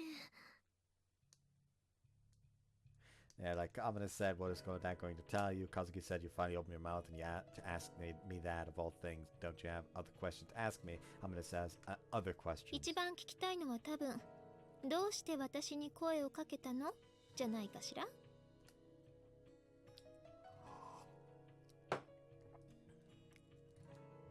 踊り。 Oh, we don't even get the next fucking... Oh no, that was the last thing that she said. だったらはっきりと答えてあげる。それは Everything is あなたが強く言われる fucked! と What is Okay. happening? Hold on, let me 状 just... 況セーブタイトルに戻るわよ。グリザ続けるわよ。 Why is... だったらはっきりと答えてあげる。 No, it's just そ inherently れは fucked. あなたが強く言われると断れないタイプだからよ。 Also, why is this fucking chapter title Angelic Howl? Angelic Howl. Oh yeah, forgot that bit. あなたの場合、一緒に来てくれないとお願いされたら悩むけど、来い。どうしてそう思うの？さっきの心理テストの結果からそう思ったんだ Everything けど is fucked! What is happening? Oh dear. Did no one notice this? I think it's an inherent fault with the game.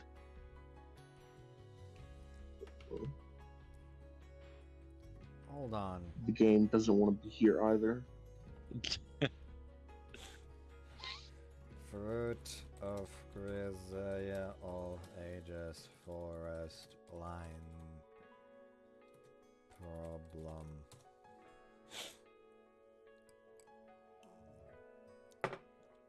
I don't see anything that... I don't see anyone, like, fucking talking about this online. Is this a fucking temporary thing? I've... not Who got a clue what translated I'm Fruits doing. of Grisaia? The translators. A person. Front wing. Yeah, It well, was just front wing, Oh yeah. no, never mind. Sekai Project. Apparently.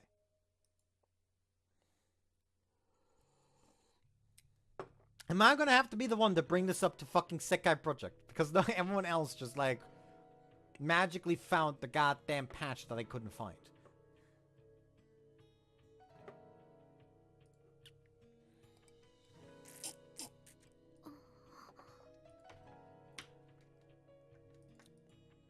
Yeah, she was probably right. When my mother asked me what should we have for our snack today, I would answer, what do you want, Mommy?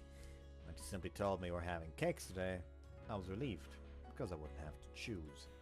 Given multiple choices, I would waver indecisively, and when given a single path, I would follow it obediently. That was just my personality. 余計なことを Oh, し there ゃ we べ go, る it's と fixed. 今度は何を読み取られるか分かったもんじゃないって顔してるわよ。私としてはあまり警戒しないでほしいのだけれど。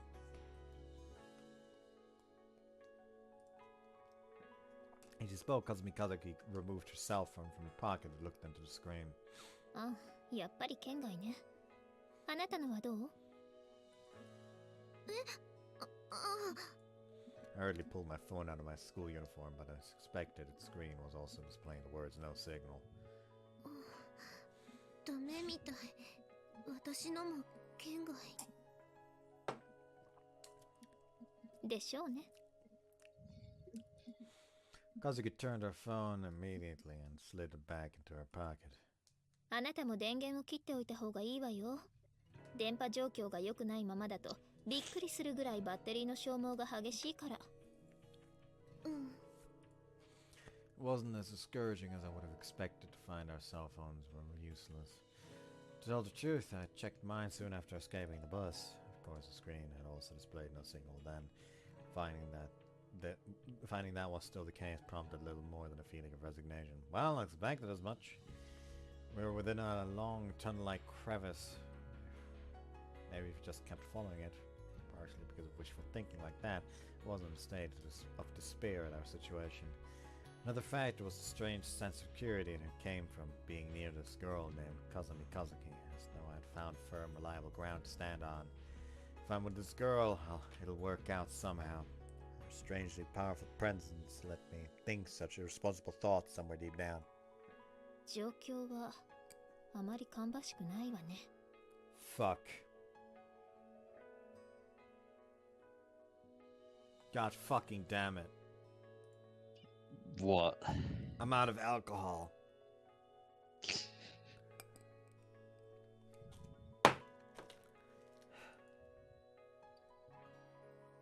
I don't want to be here anymore.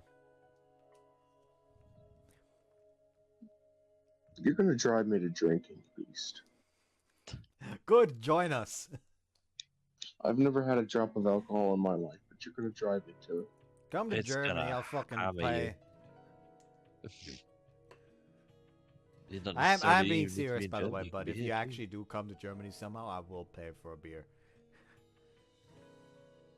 Well, how thoughtful of you. Yeah, just be careful to bring some form of ID with you, otherwise, I think anybody officious might take umbrage to proxy buying. Not really, no. Really? Like, I doubt Bud looks like he's under 16. No, I look like a grown man. Yeah, exactly.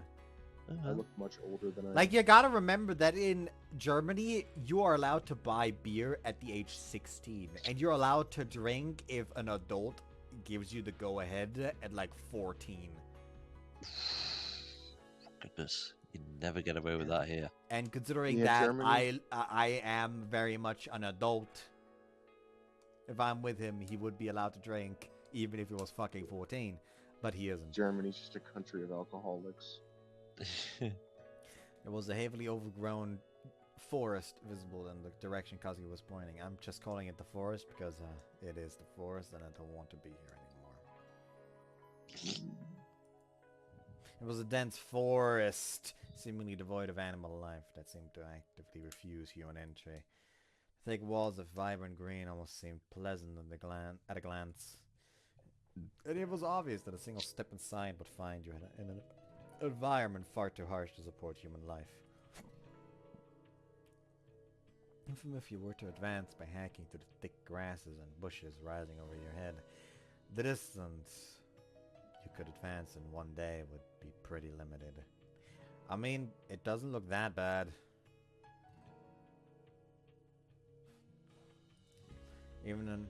And in avoiding the tall trees that grew close enough together as to block out the light of the day, you'd quickly lose any grasp of your position anyway. Just walk straight. 運が良ければ人の立ち入った痕跡のようなものを発見できるかと思ったのだけれど、これは期待するだけ無駄だったようね。If there's any one path human traveled, follow it, and you'll find a place where humans live. But the jungle in front of us showed no signs of such intrusion. Even so, I had some hope that we might stand a chance by pushing our way boldly through the woods. But that thought was shattered by what Kazumi Kazuki told me next. これを見てごらんなさい。 She held out a compass she had used at the training camp for orienteering, one of our recreational activities. The needle that should have always sought south was pointing to northwest, but when she turned to face a different direction, it didn't move within the compass. I mean, if you go back to the bus and look up, you should be roughly able to tell where the street is and then just go off of that. Like, you have the cliff. Just follow the cliff.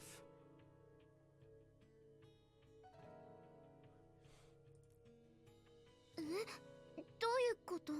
まあ簡単に言ってしまえば針が動いていない、方位地震として機能していないということよ。そんな、どうして？おそらくはデビエーションね。周りの壁を見てごらんなさい。壁？ As I look up in confusion at the rock face looming above us, she picks up a stone lying at her feet and again struck the wall sharply. The sound it produced was a high-pitched clinking, like what you might find from a hard-bent surface. 岩壁の一部がガラス化しているわ。おそらく瞬間的な高温にさらされた状態から急激に冷やされてアモルファス化したのね。ごめん、専門的すぎて意味がわからない。火 Shit's 山 fucked, の isn't 溶岩が冷えても似たような状況になるけど、あまりにも広範囲だし、かといってエアバーストにしては規模が小さすぎるし、多分 Oh, that's great. That's かな。 wonderful. 隕石？隕石ってあの隕石？マイクロブラックホールが激突したって可能性はまずないでしょうし、おそらく小規模な隕石が地表に到達する前に爆発して、その飛散した破片の中でも大きめのものがこの周辺に落ちたんじゃないかしら。Damn, where the fuck are we? God damn. God, I forgot the name. As I was trying to reference it for a fucking joke, I'm going to. Oh, do hell myself. no. We in Detroit.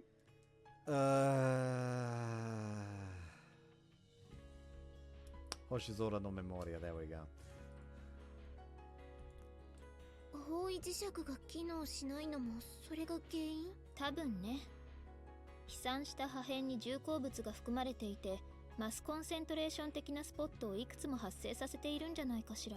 そう考えると、この不自然な環境にも納得がいくのよね。あなたはどう思う？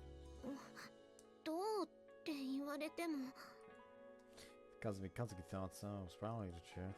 At the very least, I wasn't able to come up with any other possibilities. さてさて、周囲は草も生えない岩場。周りを囲む壁は構造的に這い上がるのは不可能。進める先は人を拒絶するような密林。I'm taking a fucking loo break. You can't stop me. BRB. We're back, and I have bacon chips now. You know, eat away the pain.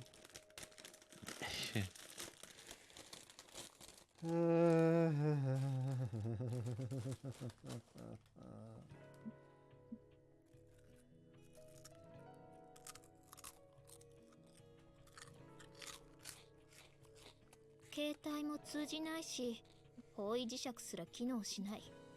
申し分のない遭難ね。面白くなってきたわ。I'm going to beat you, Kazuki. 面白くなってきたって。不謹慎に聞こえたのなら謝るわ。でも、私の言葉から余裕が感じられた方が、あなたも余計な不安を感じないで済むかと思って。お気遣いは感謝するけど、他の子の前ではそういう言い回しは避けた方がいいと思う。そうね。Although she nodded, it didn't feel like she was convinced by my words. Perhaps because in such a bad situation, a confident leader who could pull off this sort of all-knowing god act would be ideal. But she wasn't the leader of our group. By rank, our teacher was first, the team's captain, Sakashita, was second, and vice captain Okabe was third. Or should have been. But unfortunately, Okabe had died when the bus fell. So first year like Kazuki had very little say in the team's decisions. 坂下部長、私に命令権を譲ってくれないかしら。その方がいちいち愚信をする手間が省略できて効率がいいと思うのだけれど。ねえ、聞いてもいい？何かしら？坂下部長のことなんだけど、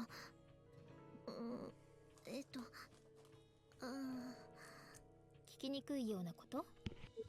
そうじゃなくて、もしかして私が今から何を聞こうとしているか想像がついてる？は？何？突然。あなた、私のことを神様か何かだと勘違いしてない？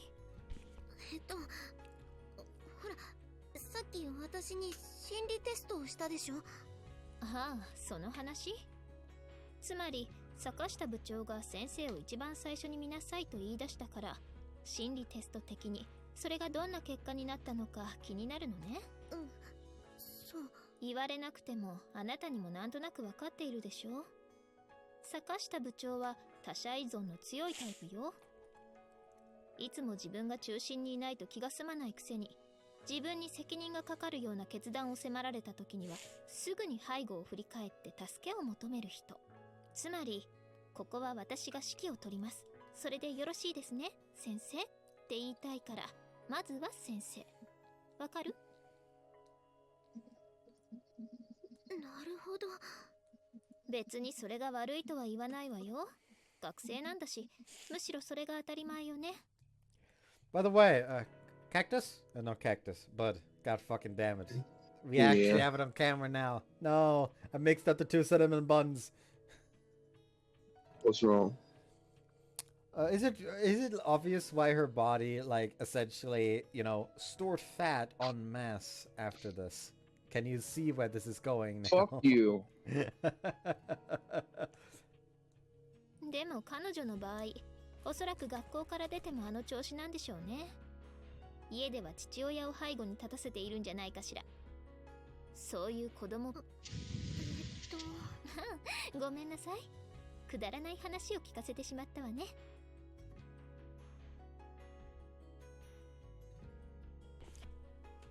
His cousin Mikazuki apologized for babbling. Her expression was a cheerful one, appropriate for her age. That bright smile was frightening under the circumstances. For sure of it, this person was attached to nothing. She had grabbed hold of anything she thought she needed, and cast aside anything that outlived its necessity.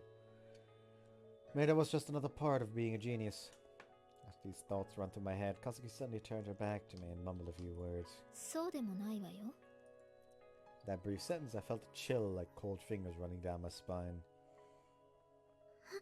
何が？そろそろ戻りましょう。私たちだけで逃げ出したと思われても心外だし。If we compared the human brain to an engine, Kazuki's must have been operating at a far higher RPM than ours. She was constantly maintaining a speed of rotation that would quickly cause a normal person to overheat. I looked down at Kazuki's feet as she walked a few paces ahead of me. She was wearing the standard white sneakers specified by her school. Since the girl cast a shadow and didn't appear to be floating, apparently she wasn't a ghost or other supernatural apparition.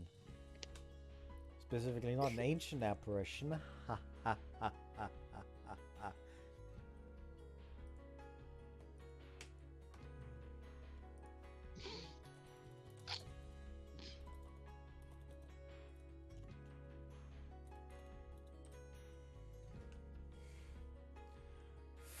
Funny joke. Behold, funny joke. The joke is that ancient apparition is the name of a Dota hero. Ha ha ha ha. You won't escape this case. None of us will escape this. I crave death. Funny enough, Ancient Apparition is actually busted in one specific game mode. It's a modded game mode, but still. It's essentially a game mode where as you get kills, you get like these options to improve the stats of certain attacks. And for Ancient Apparition, you can just, alright, increase the damage over time effect that literally every single one of his abilities and attacks has. And suddenly, like, a few upgrades later, it just melts. 何がおかしいの？ごめんなさい。あなたが今何を考えているのか想像したらおかしくって。でしょうね。気を悪くしないでね。一応言っておくけど、私は幽霊じゃないし、あなたの夢に出てきた神様でもないわよ。ああ、その発想はなかったわ。ん？どの発想？あなたがお化けじゃないかとは思ったけど、逆に私が死にかけていて都合のいい夢を見ているとは考えもしなかった。私が言わなくても10分後には考えていたはずよ。変な子。そうね。1歳半の頃、母親にもそう言われたわ。覚えてるの？冗談よ。どこからが？どこからでも、お好きなところからどうぞ。I was actually understanding her less the longer we talked. The one thing I didn't understand was that Kazumi Kazuki's jokes aren't funny in the slightest.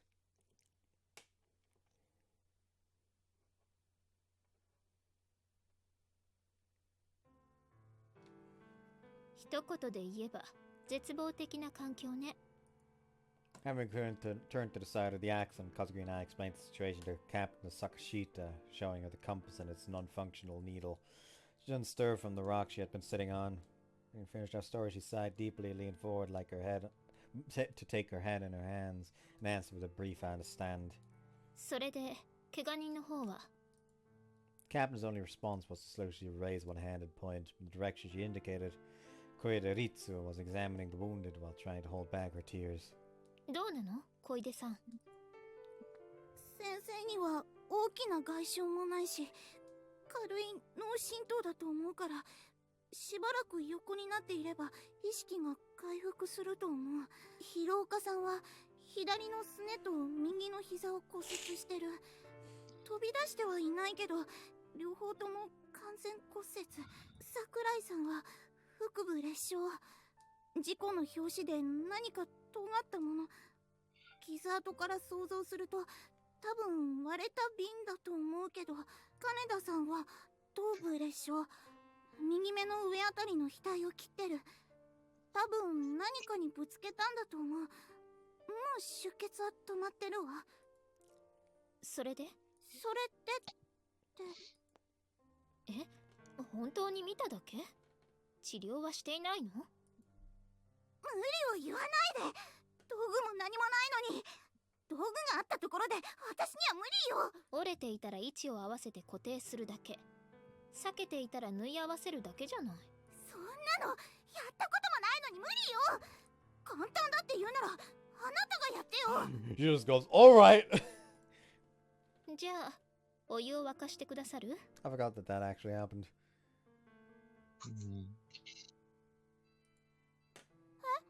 キャンプの道具の中にガスコンロがあったでしょ？たくさんお湯を沸かして生食を作ってください。ついでに救急箱と釣り道具も発掘してきてくださるとありがたいですね。あ、はい、わかりました。風見さん、骨折の治療とか経験があるの？ないわ。本で読んだ知識があるだけ。あなたは？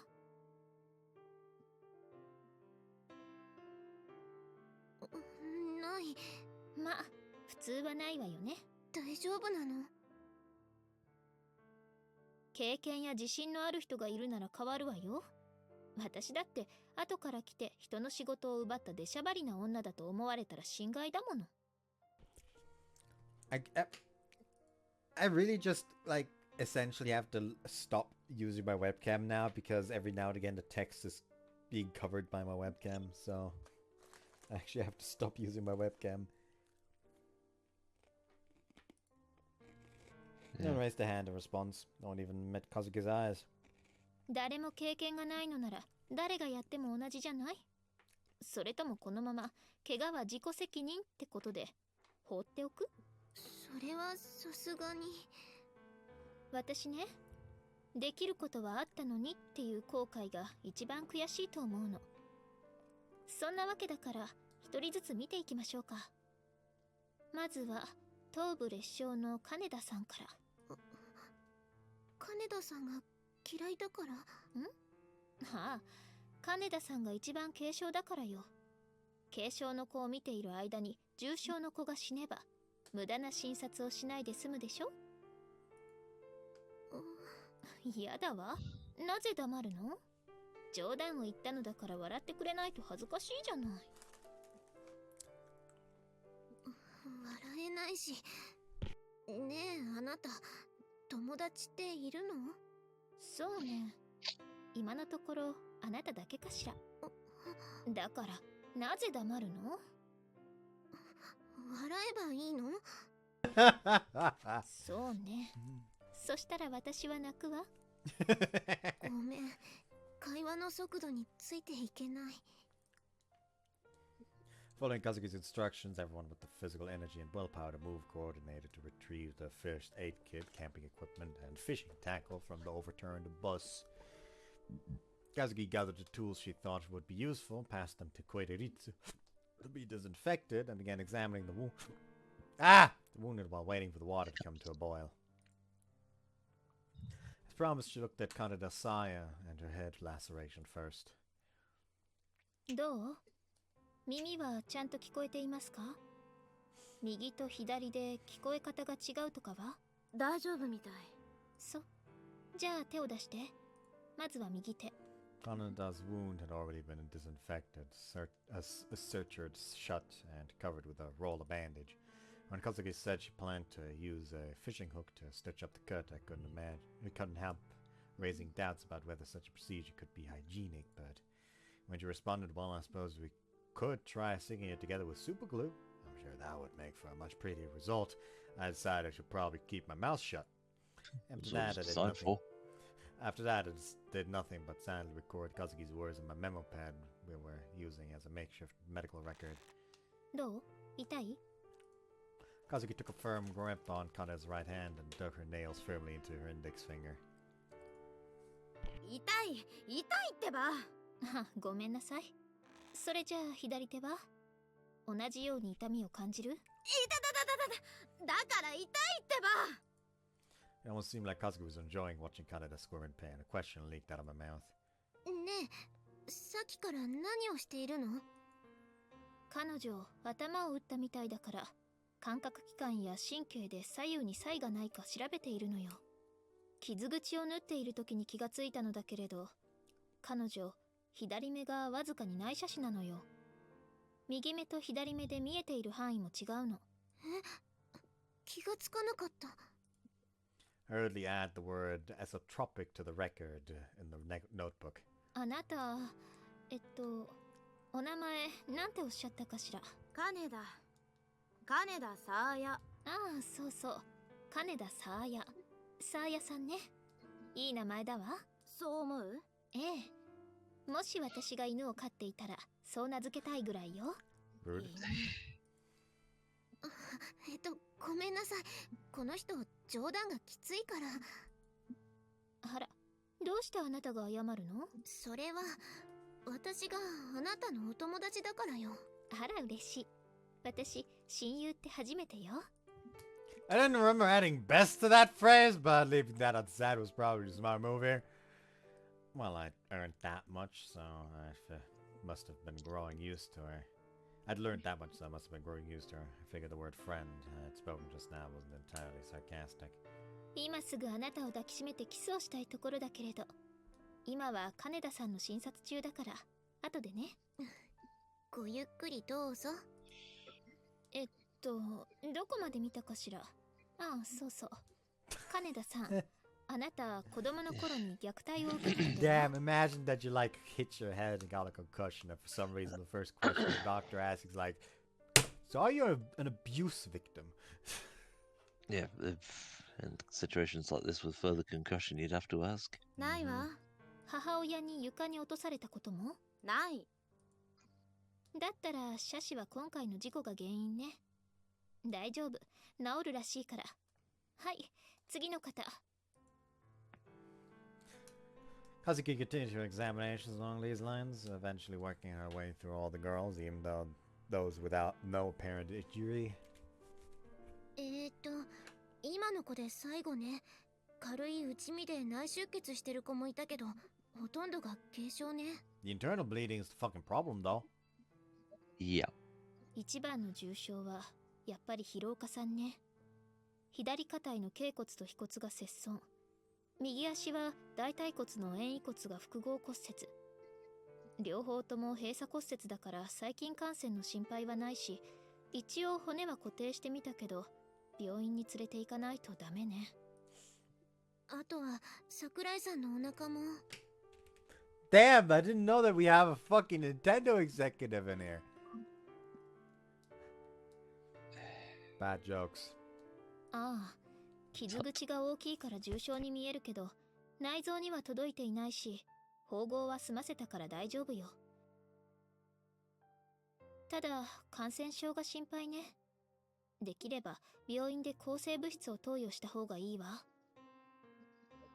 とりあえず、やれるだけのことはやったと、部長に報告しておいて。私が報告するの？当たり前でしょ？そのためにあなたをお医者さんごっこに付き合わせたのだから。同じ言葉で状況を説明しても、誰の口から出たかで印象は変わるでしょ？きっと私の報告なんか信じないわよ、あの部長。Well, the last thing we needed was Kazuki's harsh tongue setting off a fight. 部長には、先生には部長から説明してくださいって言っておいて。その程度の手柄は与えておかないと、すねられても面倒なだけだし。またそうやって余計なことを言う。これでも、随分と遠慮しているつもりなのだけれど。風見さん？ That moment I really saw him for the first time. Kazuki's face was flushed red, her breathing was rough, and she was sweating heavily. どうしたの？なんだか顔色が悪いけど。これよ。Kazuki raised her left hand as she spoke, revealing it to be heavily swollen and purple. ちょっと、これどうしたの？折れてはいないようだけど、ひびは入っているみたい。いわゆる不全骨折というやつね。その左腕ってまさか、バスの中で私が踏んでいた場所？ Damn you, that heavy? 私のせいで？事故の直前にとっさにシートベルトを腕に巻きつけて衝撃に備えたせいよ。ただでさえ負荷がかかっているところにあなたに踏んづけられてとどめを刺したのだとしても、そもそもあなたのせいで事故が起きたわけではないでしょ。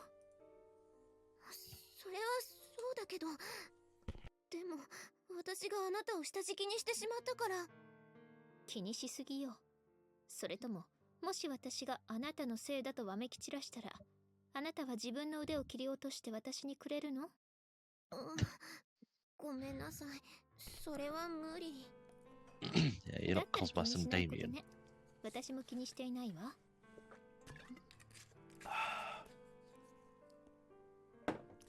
You can feel the alcohol hitting quite a bit.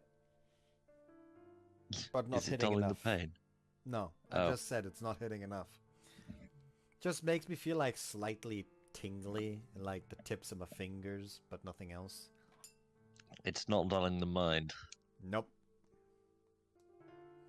Dulling the senses slightly, not dulling the mind. I'm still experiencing the pain 100%.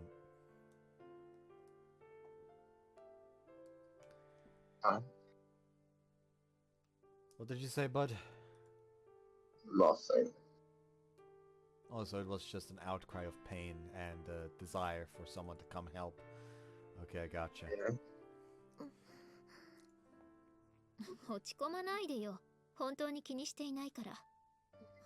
どうしよう。もう少し優しく言った方が良かったのかしら。大丈夫なの？痛いわよ。でも泣くほどではないし、泣いて痛みを紛らわせるほど子供でもないわ。ごめんなさい。あなた、自分を罰してくれる人がいないと落ち着かないタイプ？まあいいわ。だったらこの左腕のことは貸しにしておいてあげる。貸し？そう。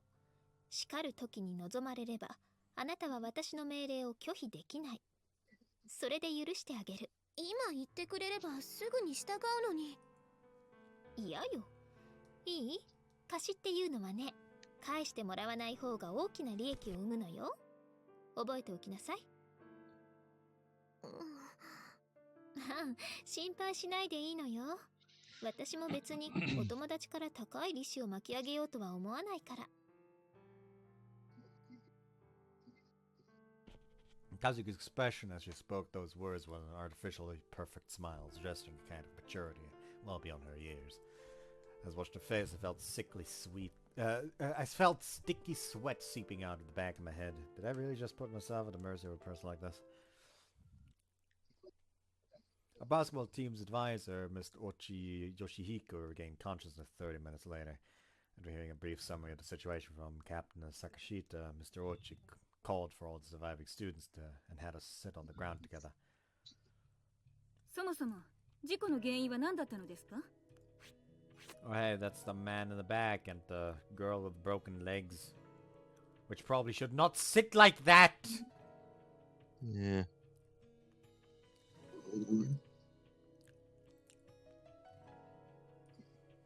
As we were still in the classroom, Captain Sakashita raised her right hand as she spoke. At her nearly accusatory tone, our young teacher and driver of the bus wrinkled his face into some very close to a scowl. 急にハンドルが取られて慌ててブレーキをかけたが止まりきれずにそのまま崖下に転落した。おそらくはパンクだろう。ではパンクの原因は何ですか? 俺が知るわけないだろう。俺は今目が覚めたばかりなんだぞ。大きな声を出さないでください。みんな不安なんです。先生がそんなことでは。分かっている。 With his argument along these lines continued for a good 10 minutes. The situation being what it was, nobody tried to butt in and calm things down. We all sat there and waited for things to run their course. Watching our teacher and captain bellowing at each other meaninglessly, a few girls began to cry from sheer anxiety. The captain seized at that fact as a new line of attack. In that place filled with gloom and dominated by angry voices, Kazuki smiled brightly, drew her face close, and began to whisper in my ear.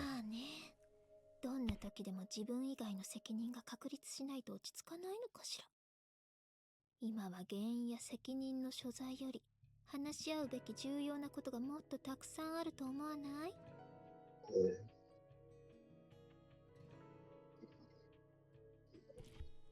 True enough, but I couldn't understand what he expected to accomplish by murmuring this to me. More like I had the ability to redirect the discussion. Complaining wasn't going to get us anywhere. If anything, there was a good chance this might make the situation even worse. そこ、こそこそと何を話しているの? See, I told you so. If you get up spotted griping in the shadows, of course you're going to get told off.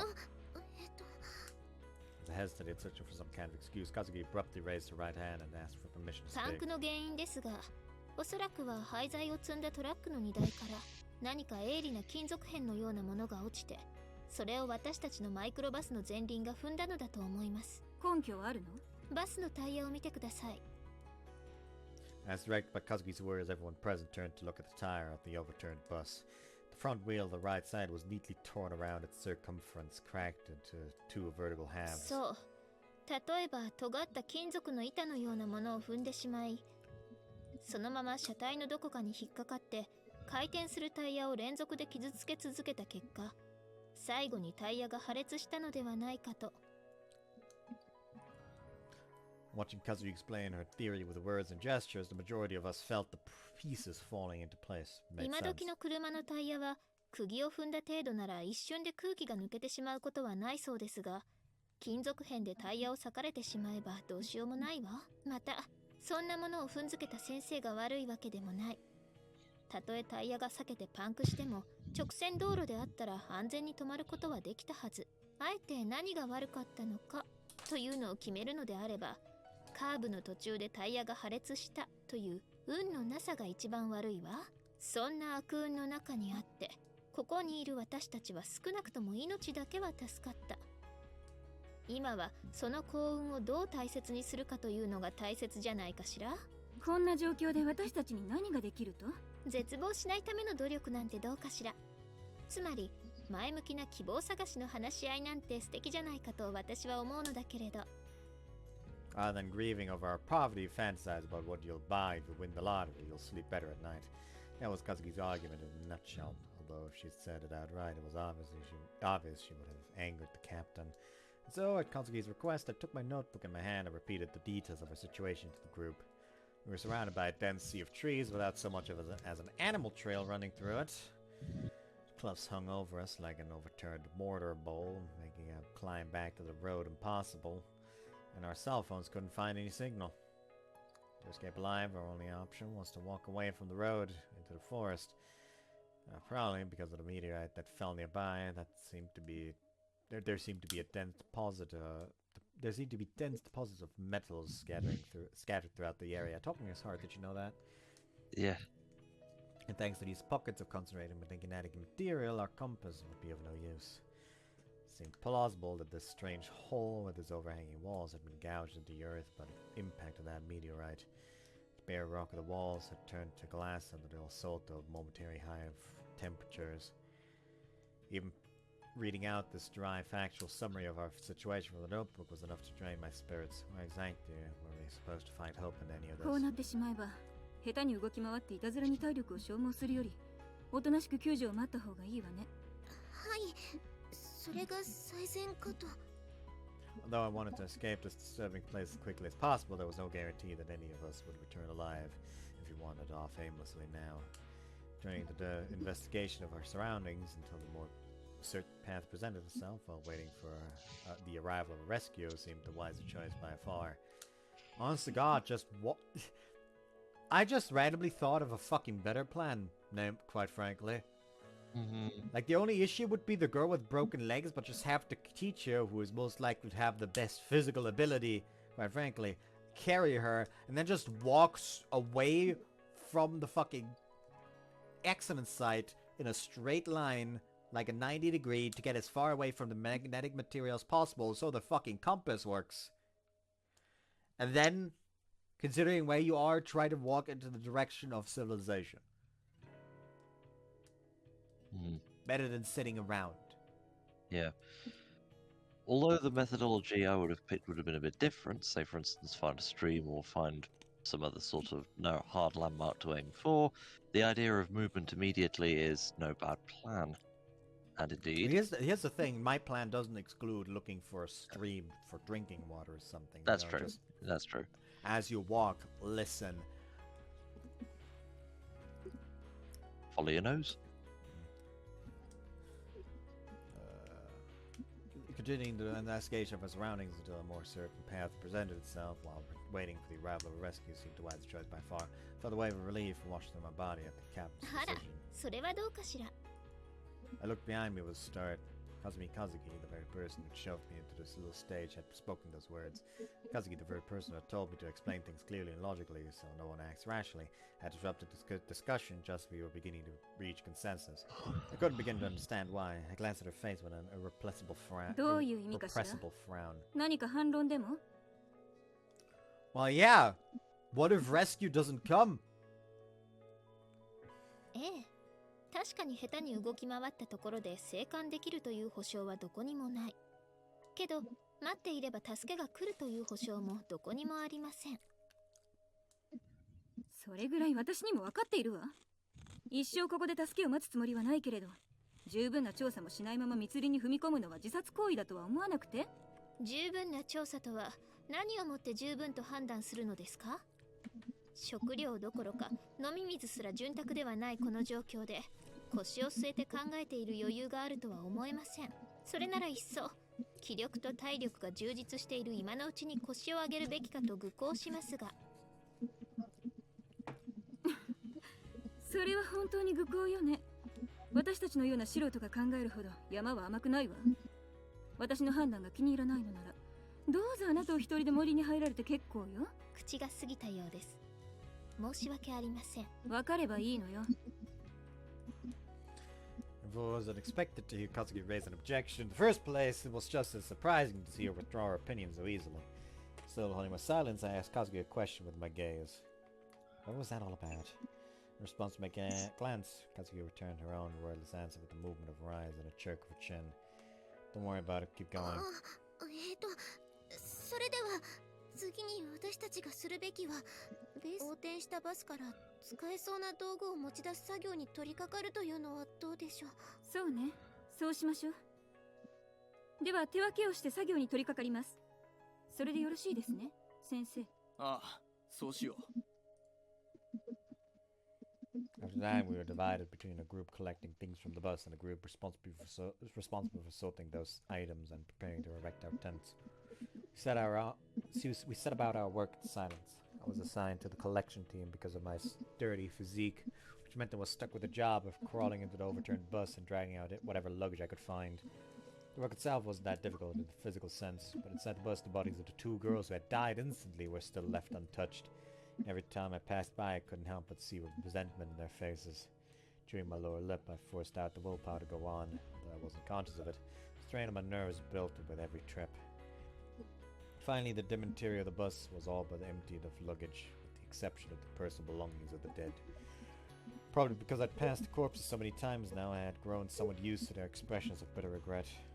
They would be more accurate to say that my emotions had been paralyzed. And so I joined my hands before the body of Shikanai Tsukasa, my senior by 2 years, and whispering, "I'm sorry," pulled her luggage free. 急に大きな声を出さないでちょうだい。耳が切なくなるわ。かずみさん。びっくりした。急に声をかけないでくれる？急ではない声のかけ方ってあるの？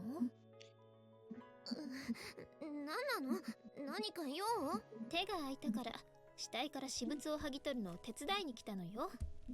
Yeah, that's a fucking nice way of phrasing it, isn't it?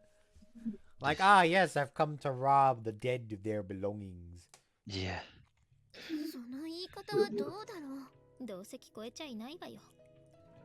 As she spoke, Kazuki gently closed Shikanai's eyelids. もう一体は？あっち2年の小沢先輩。小沢？ああ、自己管理のできていない体型をした人ね。Oh, so a lot of meat on her bones is what you're trying to say. Kill yourself. どうして素直に太ってるって言わないの？そんなことを言ったら彼女が傷つくじゃない。どうせ聞こえちゃいないわよ。なんて罰当たりな。あなたがそれを言う？私は毎週日曜日の朝には教会に行くわよ。Somehow I don't believe that. Yeah. そうか。私は笑えばいいの？もう遅いわよ。デブの先輩は私に任せて、あなたはその荷物持って外に出ていなさい。デブって。Kazuki was a truly elusive person. At times, she reversed herself with dizzying speed. Had she seen that I was depressed and turned to this blank humor to make me smile? そういえば、さっきはどうして急に部長に反論を？あんなの予定になかったじゃない。あれね。あなた、あの時の部長の顔を見た？見たけど。あなたの口から状況説明を聞いているうちは良かったのだけれど、あなたが会話の主導権を握り始めた途端に不機嫌な顔になったのよ。だから、あの人がおかしな反発意識を持つ前に、私が反論してみせたのよ。So what that sounds like to me is just, if she had just not done that, the captain would have been like, "Now we move," and suddenly they are alright. Moving would have been the better option. Like, the fucking course of events should have been, okay, forage for what useful things you can that you can bring along, especially food. Then maybe wait for like 1 or 2 days max and then leave. I would just leave it till the following day to leave. I wouldn't wait that long. 私が口を挟めば、あの人は当然噛みついてくるだろうし、その上で私を言いまかしたとなれば、しばらくは機嫌も良くなるだろうしね。Alright, so can we agree that Kazuki killed all the other girls except for fucking Amane because of that retarded reason? Oh, I don't want to think about it. じゃあ、わざと？もしあの場で私が口を挟まなければ、食べ物が心もとなくなる3日後ぐらいには値を上げて脱出しましょうと言い出すかもしれないでしょ。でも、私の意見を押しのけて通した意見を覆すとなれば、私の意見が正しかったと認めることになる。Captain's obstinacy towards Kazuki had become a powerful reason for her to keep us where we are. そこまで考えて。長いスパンで見れば、負けることで得る利益もあるということよ。こんな状況では一瞬先の自分すら想像できないかもしれないけれど、10日後の自分を想像して行動しなさい。Hold on, need to text Eagle comment that I can't say out loud because Buddy's not allowed to hear it yet. Yeah. Excuse me.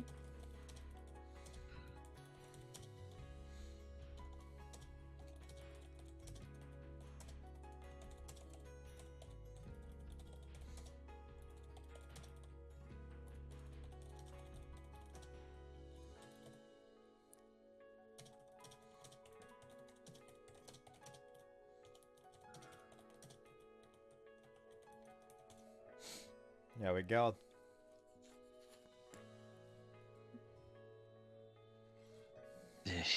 That's true. Oh yeah, I forgot that you fucking sent, that I sent you a fucking Spiffing Brett Total War video. Anyways, I sent Eagle the message that I need to send him, and Bud will remain in the fucking dark Blessed about ignorance. it. I just realized that it still hasn't loaded the fucking gift that I sent. Why isn't it loading the fucking gift that I sent? Damn, Tenor sucks today. No, I did not want to open fucking... I did not want to open Media Human. Anyways. 私、あなたのそばにいると息が詰まりそうだわ。そうでも、短くもたった一度の人生よ。一人ぐらい天才と知り合いになっておくのも悪くないわよ。天才か。っていうか、自分で自分を天才って言っちゃうんだ。人に言われると腹が立つけどね。あなただって人にバカだと言われれば腹は立つのに、自分のことを私バカだからと言って相手を油断させるでしょ。実際バカだもの。あら、あなたはバカじゃないわよ。本当のバカっていうのはね、天才を敵に回す人のことを言うの。私たちって確かお友達だったよね。ええ、そう。あなたのそういう頭の回転の速さは私気に入っているわよ。恐縮です。What the heck? Gee, seriously. It must be something like a toy to her. I did feel discomfort at the effortless control she had over me. But I'm sure Kazuki knew as well as I did that I wouldn't oppose her in the end. That realization was irritating in its own right, but truthfully, by this point, I'd gotten myself so aggravated I felt like smiling instead. Heaving a loud sigh of surrender, I turned my attention back to stripping the dead girl of her possessions. Looting the dead, nice! It took an hour to retrieve all of the camping gear and personal belongings from the overturned bus. But now we had to face a difficult question. What do we do about the two bodies still in the bus? Throw them in the forest, maybe they'll attract animals. That you can then trap and eat. Exactly. This Like may how sound we're like a gonna do joke, this but no, that's things. actually what I would suggest. Makes sense. Mm-hmm. Like what is gonna happen? The fucking dead are gonna complain? The next of kin might, but to be honest with you, The next of kin don't need to know. yeah. Though I would honestly tell the next of kin and just say them, listen, if we hadn't done that, fucking 12 other people would have died. That was the problem. Somebody raised the idea of having everybody carry them out together, but considering the cramped interior of the bus, it would be impossible for all of us to participate. Someone else suggested that we should leave them be rather than clumsily drag them out, but at Katsuki's words, it's hot today, isn't it? How long does it take for a corpse to begin rotting, I wonder? That idea was instantly abandoned. Finally, everyone gathered there fell silent. Our pleading glances settled on the only man present, Mr. Ochi. And after a few minutes, when he placed his hand on his knees and stood with the words, "I'll do it," every one of us breathed a sigh of pure relief. Having entered the overturned bus alone, Mr. Ochi emerged with Shikanai's body cradled in his arms.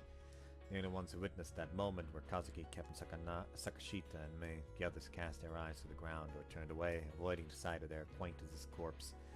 Probably because of that sight was the distillation of a pitiless reality. To see that moment would have meant facing the truth they wanted so desperately to forget. To be honest, when I was collecting luggage from the bus, I had placed a hand on Shinkai's body with the thought of carrying it outside. Started to learn exactly how cold a human body could become when its blood stopped flowing. I withdrew my hand instantly.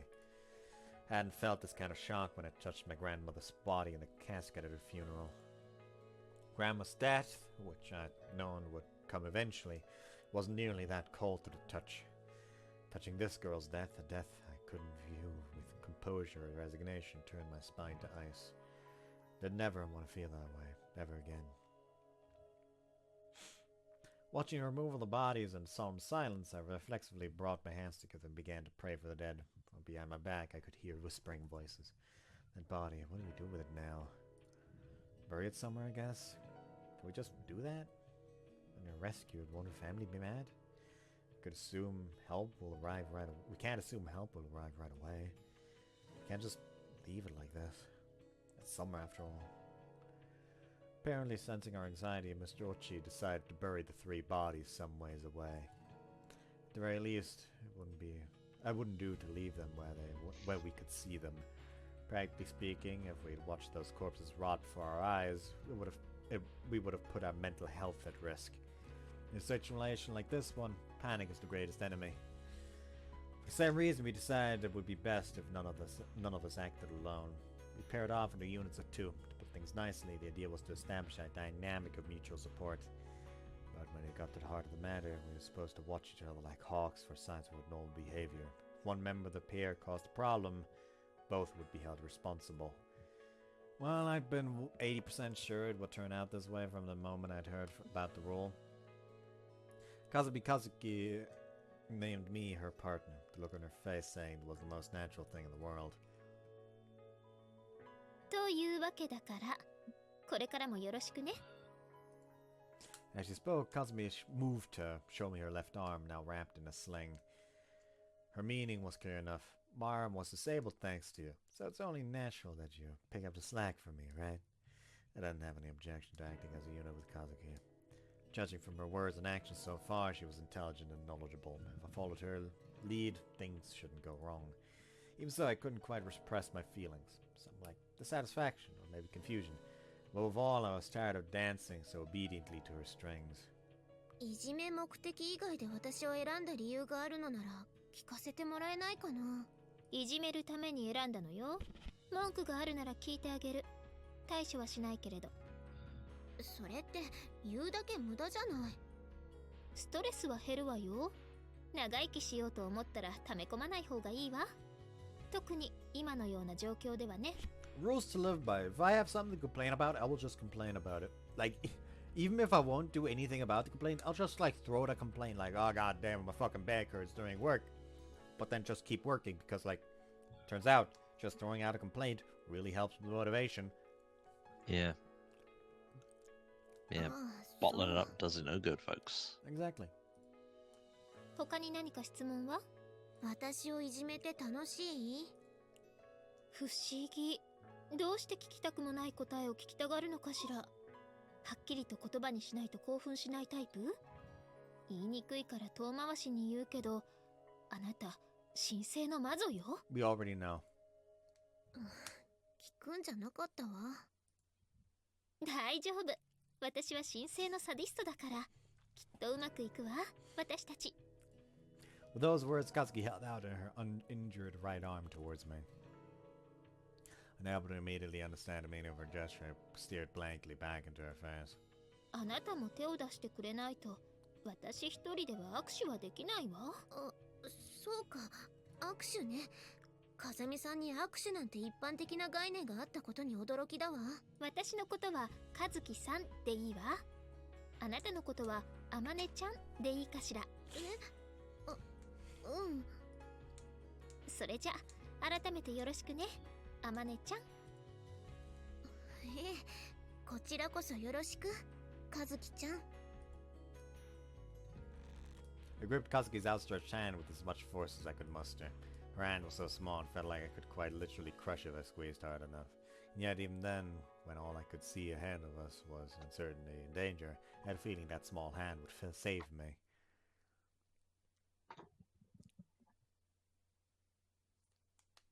Still the same day. Still suffering as well. テントと食料を配給します。 Striding her way to an unsteady foothold above us, the captain shouted in a voice that resounded off the walls of rock. At her feet, the food and camping equipment we had dragged out of the bus were piled in a heap. テントは2人で1つ、寝袋は1人に1つ。食料はとりあえず3日分を配給します。決して十分な量とは言えませんが、各自節約を心がけ、3日間持たせること。In the dark cloud of bad luck that was our bus accident, our meager silver lining of good fortune, was that we had been returning from a camping trip. Among the luggage we'd collected from the bus, there was a variety of camping equipment as well as leftover ingredients from the meal we'd made the day before. There were 4 tents designed for 3 occupants and 1 large tent made for 6. Kazuki and I took one of the smaller tents, 2 sleeping bags and a mat for both of us. Our rations for the 3-day period were distributed to us in a garbage bag. 現在17時14分。18時までにテントの設営を済ませ、18時半には各自夕食を済ませてください。それ以降は自由時間としますが、勝手な行動をとって周囲に迷惑をかけないようにしてください。わかりましたか？ Why are you assigning free time in this? What is there to do in their free time except despair at the fact that they're in a goddamn bus crash and don't know the way home? In these situations, it's important to keep busy and distract yourself from the fucking situation. Yeah, like get firewood or Exactly. forage or As she spoke, the captain glanced briefly around the group, then brought her gaze to a halt on Kazuki, who was standing at my side. The last understood was probably directed at her in particular. Did you not notice Captain Sakashita's hostile attitude? Did she notice and play dumb on purpose? Whatever the case. Hi. Kazuki answered in a high-pitched, girly tone that seemed to originate from her nose.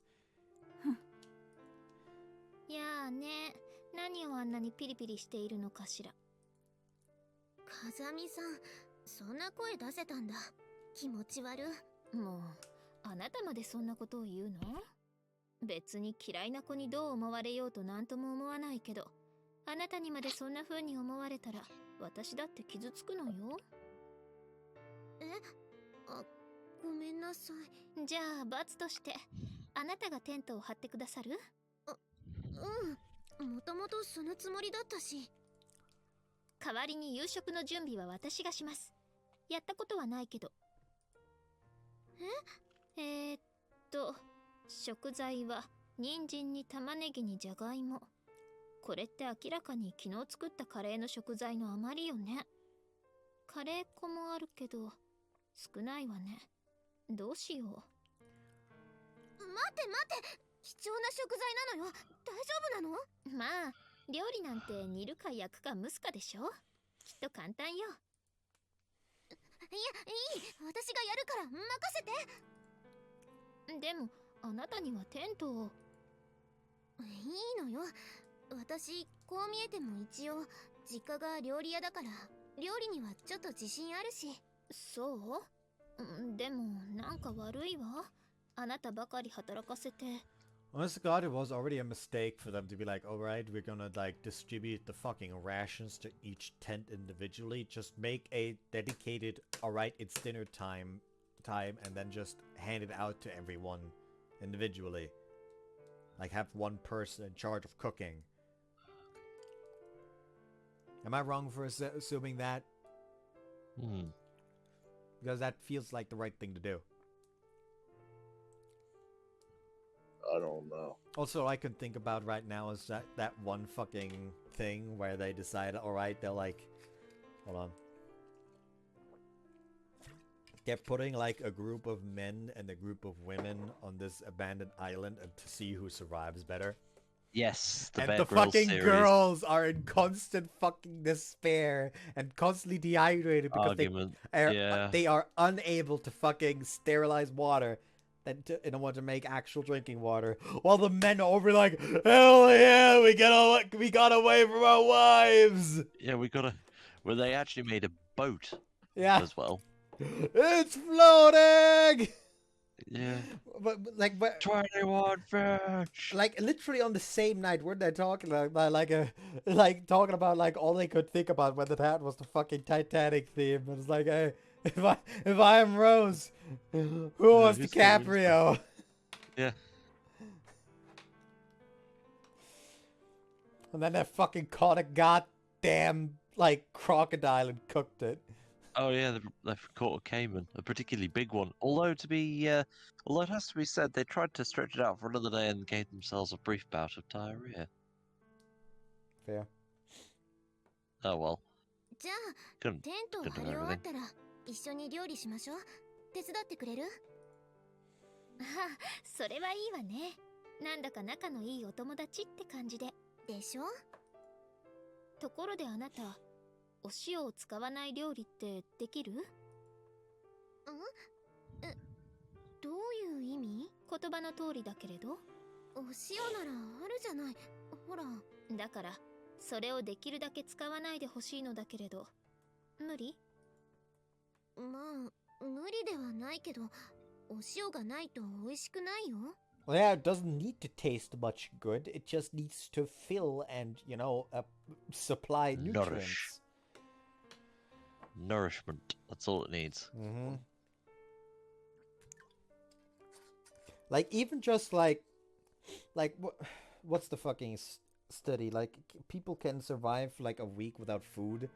Yeah, I think at least all it needs to do week is and a half. make you feel full, and that's about fucking it. Because people will start to look for food when they aren't full, and if you feel full, that won't be an issue. Yeah. その辺は我慢しましょう。 Or on the flip side, they can only survive like 2 or 3 days without water. Yeah, hold on. Actually, you know what? Fuck it. I'm gonna look up the goddamn studies. How long can humans survive without food? Up to 3 weeks for food, and without water, Oh, 2 or 3 up days. to 3 days. Yeah, like I roughly remembered. It's literally just like food and water literally is the difference. For one, it's weeks. For the other, it's days. But I didn't remember the exact fucking numbers. Yeah, like 3 weeks without food and 3 days without water. いいけど。 After erecting our tent, I gave saltless cooking a try as Kazuki requested.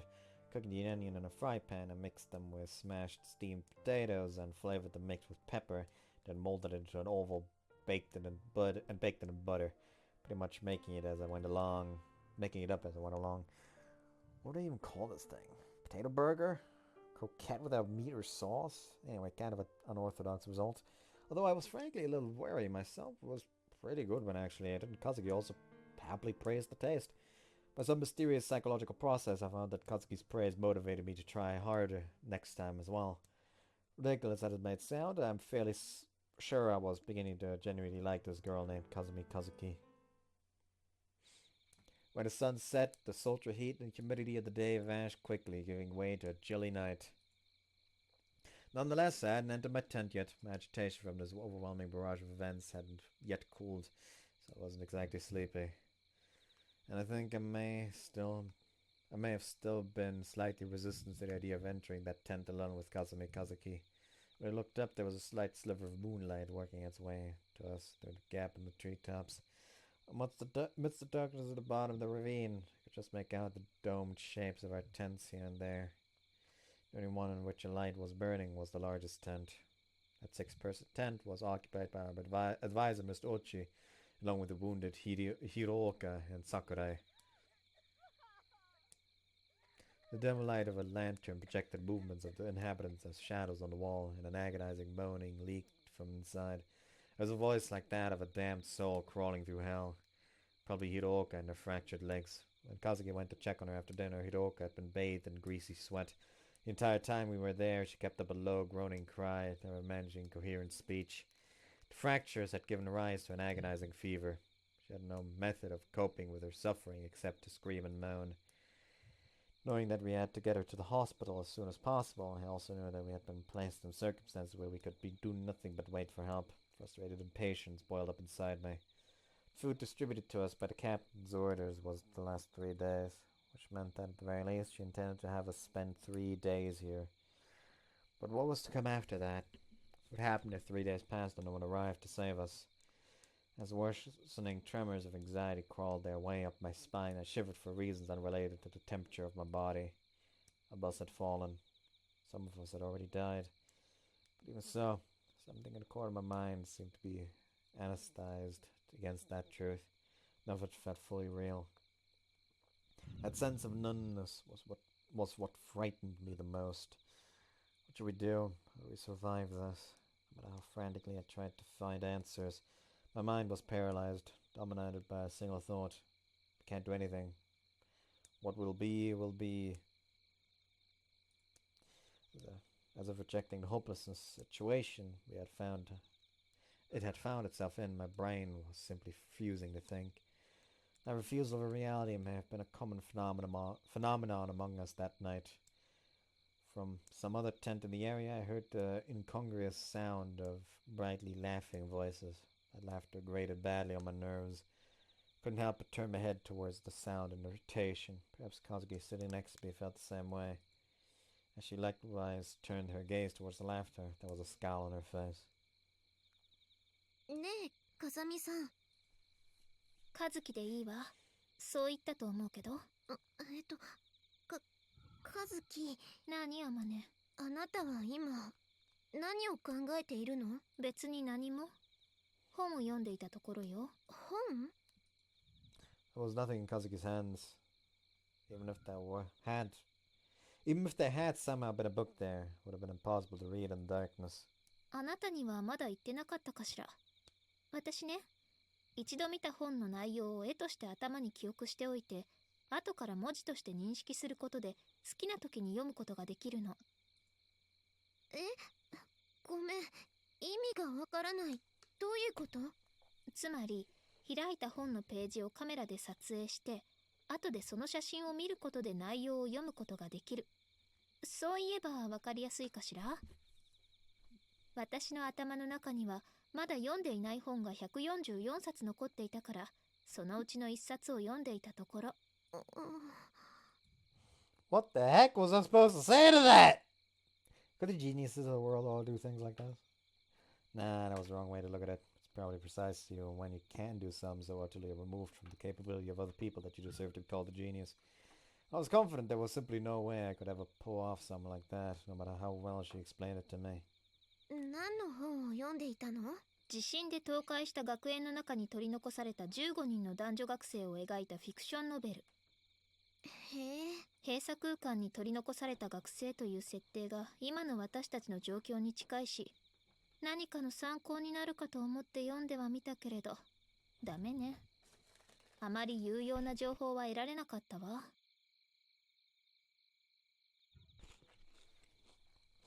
On the point of asking about the ending of the novel, I abruptly clamped my mouth shut. Even without asking, I had a rough idea. Most likely the students of that story were wiped out. Was probably the exact reason Kazuki had vaguely described it as not particularly useful. Kazuki turned her face to me with a sleepy expression, admittedly her default state, started with a small yawn and mumbled, "It'll be 10 soon," without a gaze at any clock or watch. することもないし、そろそろ寝ましょうか。It was certainly true that staying up any later wasn't going to accomplish anything. Just being awake with nothing to do would invite unproductive, depressing thoughts. I understood that, but I simply wasn't sleepy. Indifferent to my minor dilemma, Kazuki stood up immediately and opened the zipper dividing the entrance to our tent. ねえ、和樹。はい？あなたは不安じゃないの？ああ、それはいい質問ね。そんなあなたの問いにずっと前から用意しておいた答えがあるのだけれど、聞く？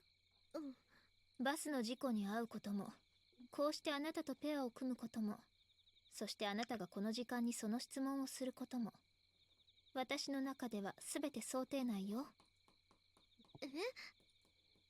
どう？一応天才風にかっこよく決めたつもりだったのだけれど。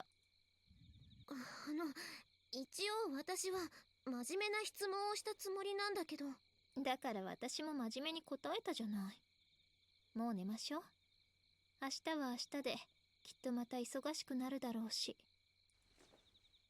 Those words, Kazuki dropped to all fours and began to bar her way into the tent like a bear returning to its den. Except it's probably not all fours, considering one of them can't be used right now.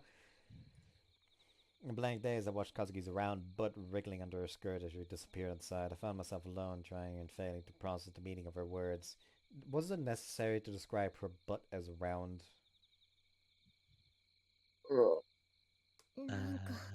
Like, we... 今ので This is not the time to comment on how shapely a person's ass is. Plenty of time for that later. Sadly.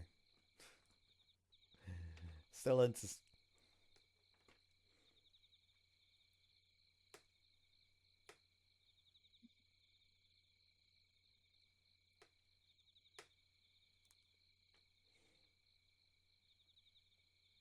What the fuck? Hold on. Oh, I just noticed the fucking Bud commented War Wednesday in lobby. Yeah. Confronted with the reality of Kazumi Kazuki, a girl who looked at first as if she wasn't thinking at all. A girl who kept her thoughts completely unreadable. Found myself feeling ridiculous in comparison. The way I drowned myself in anxious worrying. The way I worked myself into a panic over things I had no control over. Left alone in that dark and silent place, I strained my ears. Hiroka's moans, which ate into the heart of the listener, the voices of laughter, with their grating denial of our danger. Both had stopped for now. The occasional rustling of trees in the wind and the voice of insects were the only sounds left to echo against the walls of rock.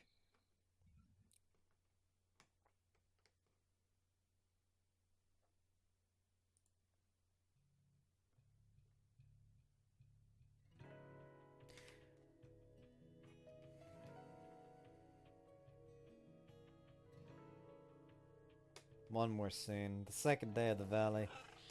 That morning I awoke to the eerie song of distant birds. I burrowed into my sleeping bag and closed my eyes, fully expecting to lie awake all night. But evidently I must have dozed off at some point. When I forced open my unexpectedly heavy eyelids, I found the interior of our cheap blue tent illuminated by a slanting ray of morning sun. Thankfully the temperature had risen with the dawn. Must have slept for at least a few hours, but the burden of my fatigue was no lighter.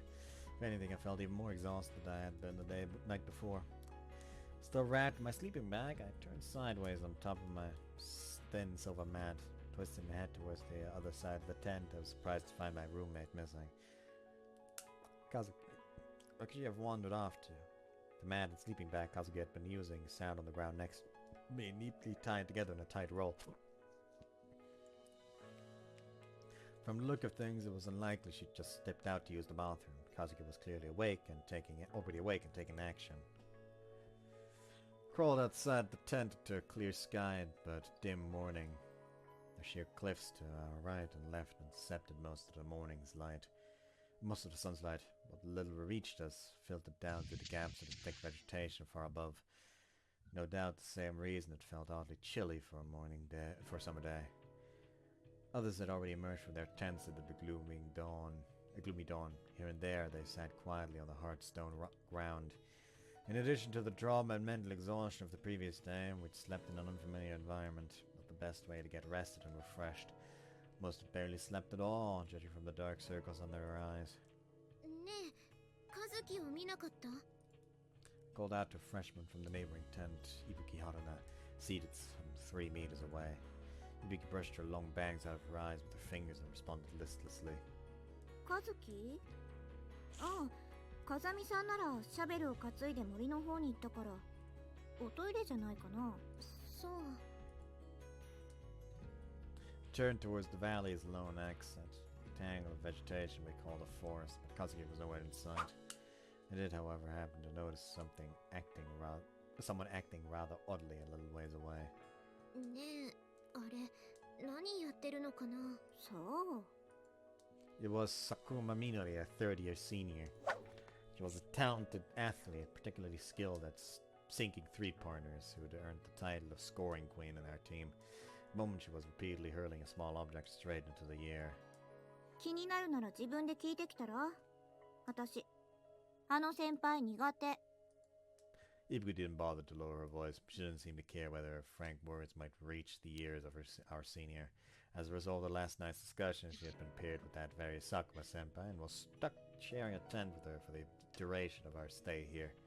The combination seemed logical enough since Ibuki and Sakuma had been sharing a room as boarder students, but room assignments at the door were arbitrary, arranged for the convenience of the school. As in most boarding schools, the freshmen tended to moan about running chores for their arrogant older classmates, while seniors complain about being expected to clean up after some clueless brat. If you're stuck living in the same room for an extended period of time, the reasonable thing would be to deal with your differences and find a way to get along, but it seems things aren't that simple, particularly for girls. I had roommates who disliked each other, the roommates who disliked each other most tended to be exactly the ones who were kept together when rooms were reassigned the next year. It wasn't just coincidence either. From what I'd heard, our school deliberately tries to create awkward combinations as a sneaky way of maintaining discipline. Letting friends clump together naturally leads to cliques and group attempts to skirt the rules. In turn, this can create sharp divisions between those who want peace, quiet in the dorm, and those who want to enjoy themselves. Sometimes these would end in nasty squabbles. In other words, the mixing of oil and water personalities in individual rooms prevented large-scale problems. Or so I'd heard. As someone who had commuted to school, it was a bit hard for me to understand the warm politics. 佐久間先輩、さっきから何をなさってるんですか？おお、あまねか。これだこれ。Sakuma held out the small object she'd been hurling repeatedly into the sky. Specifically, it was her cell phone. She'd been repeating a simple pattern of action, throwing it straight up to the air, up with all her might, retrieving it on the way back down, then throwing it right back up again. She's trying to get a signal. Closer examination of her body, the body of the phone was battered and covered in fine cracks. She'd probably dropped it numerous times by now. 昨日の夜、眠る前に思いついたんだけどね。メールを送信したまま空に投げれば、うまいこと圏内に入って助けが呼べるんじゃないかなと思ってさ。今朝からずっと試してるんだけど、よっと。With a fluid hand motion, Sakuma launched the cell phone into the sky once more. それ、すごくいいアイデアじゃないですか。だろ？私もそう思ったんだけど。おっと。Skillfully catching the cell phone as it plunged back to the earth, she flipped the screen and checked the status of the transmission. また失敗か。もう50回ぐらい投げてるけど、一度も成功しないよ。やっぱり風見の言う通りなのかもね。和樹はなんて。ただでさえ電波が届きにくい環境の上に、もし圏内に投げ込むことができたとしても、送信する前に落下してしまえば意味がないってさ。だったら携帯が戻ってこないように崖の上まで投げちゃえばいいじゃないですか。 Then they won't know if it's sent. 私だってそう思ったさ。さっきから投げてるのは崖の上に乗せてしまおうと思って投げてるんだけど、届かないんだよ。Although I couldn't tell the exact height of the cliff she was aiming for, a conservative estimate would be 50 meters. And since the walls sloped over us, some fairly precise aim would be required to land it on top. 後で何かうまい方法を考えると風見は言っていたけど、守備よく崖の上に乗せることができたとしても、そこが圏内である保証はないってさ。そうですか。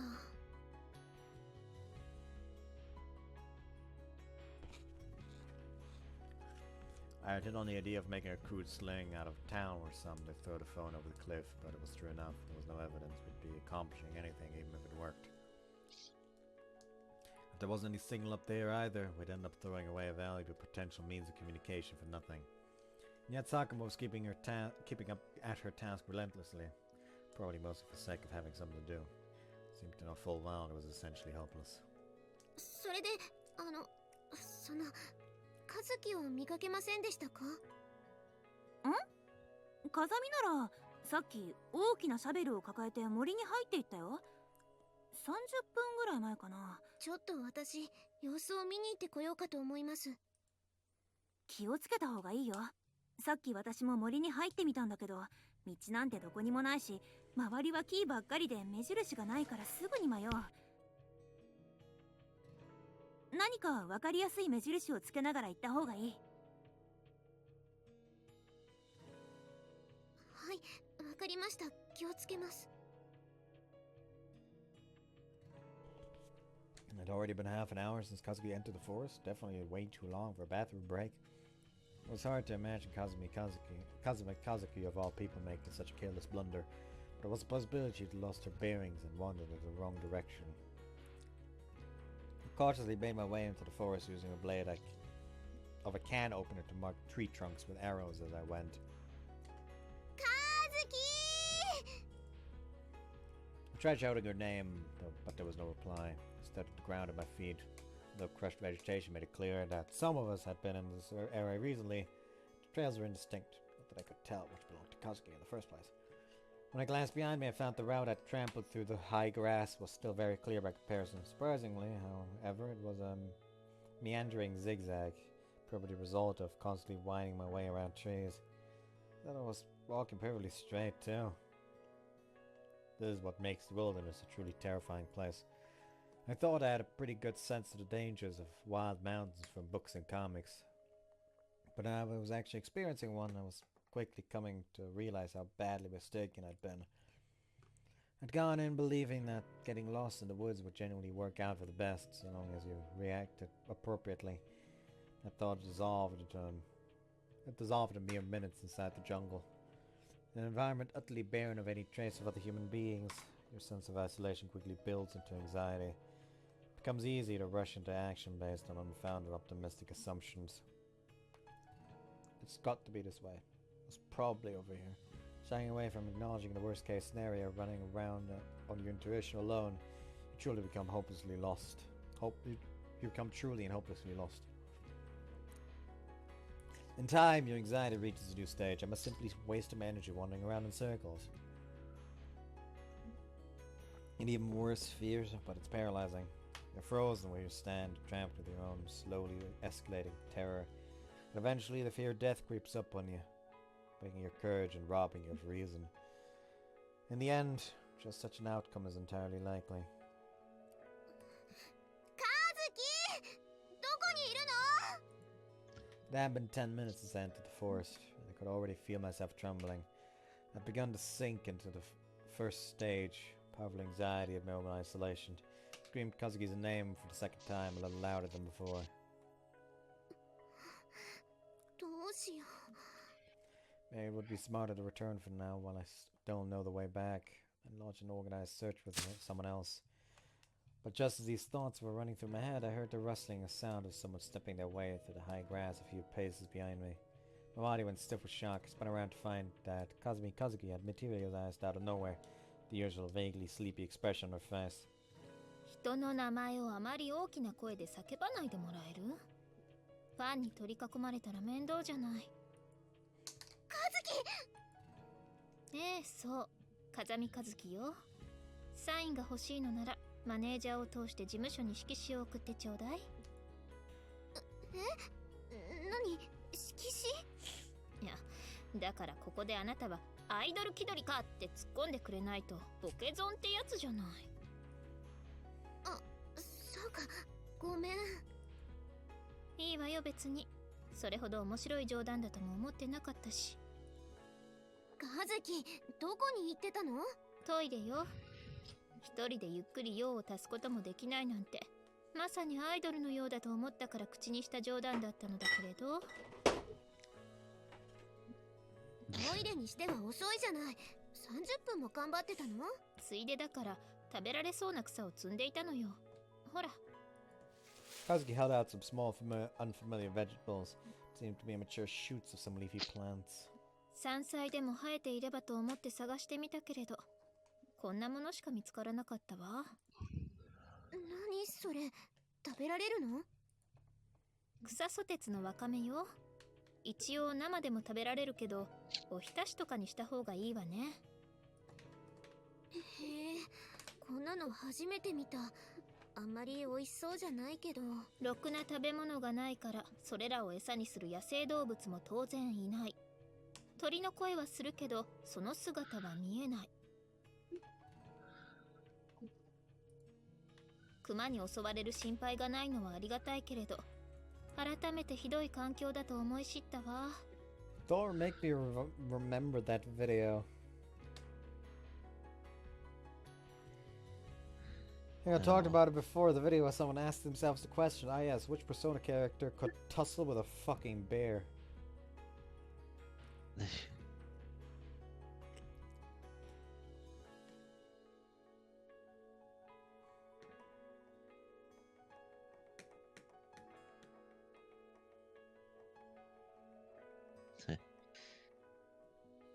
If indeed you know Persona too well. Yeah. Is Bud still alive? Sadly. Cheer up, no one's died yet. 2 people have died. 3 actually. You forgot one of them. Well, the ones of which we, the ones of which we're going to. But started off Bud, with you at forget least. there's a dog. Everything's gonna be alright because there's a dog. No. とりあえず朝食はこれで済ませましょう。調理法は任せるけど調味料の類はできるだけ節約して。食材ならまだじゃがいもも人参も残ってるけど、日持ちのするものはできるだけ残しておきたいの。3日でここを脱出できるとは限らないのだし。そっか、そうだよね。そんなにがっかりしないで。確かに絶望的ではあるけれど、助からないと決まったわけではないから。私たち助かるの？どうかしら。別にはぐらかすわけではないけれど、さすがの私にもまだわからないわね。私たちが助かる方法ってあるの？あるわよ。どんな方法？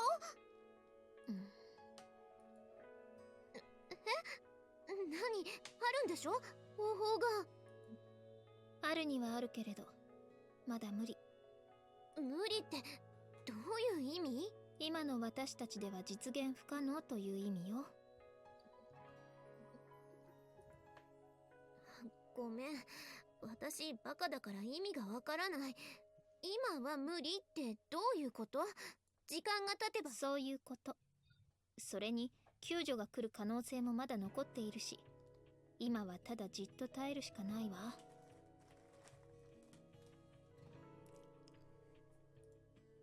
ねえ、どんな方法なの？ヒントだけでも教えてよ。人間が死なないために必要なものってなんだ？水？あ、思い出した。さっき草を摘んでいるとき、湧き水が湧いている場所を見つけたの。というわけで、飲み水の心配は不要よ。なんだ、お水か。そうがっかりしたものでもないわよ。水があれば1週間は生きられるもの。部長にはあなたが発見したって報告してくれる？それは構わないけど。じゃあ戻りましょうか。待って、私まだヒントの答え聞いてないよ。人間が生きていくのに必要なものって何？食べ物よ。食べ物？それが助かるためのヒント？そういうこと。だからできるだけ接触しておく必要があるの。それでみんなが助かるの？全員が助かるとは一言も言ってないでしょ。もう戻りましょう。あまり遅くなるとみんなが心配するわ。和樹！大丈夫よ。帰り道は完璧に覚えているから。私についてきなさい。待ってよ、和樹！わお、すごい剣幕ね。何をそんなに怒っているの？わおじゃないわよ。全員は助からないってどういう意味？そういう可能性もあるという意味よ。早い段階で救助が来ればもちろん全員助かるわ。じゃあもし救助が来なかったら？それはその時に考えればいいことよ。編成された救助隊の捜索が打ち切られるのは早くて5日、遅くても14日。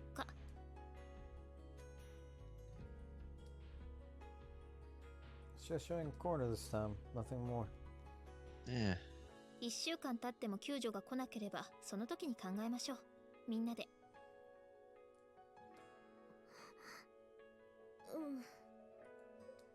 そんなに心配しなくても、あなたはかなりの確率で生き残るはずよ。どんな根拠で？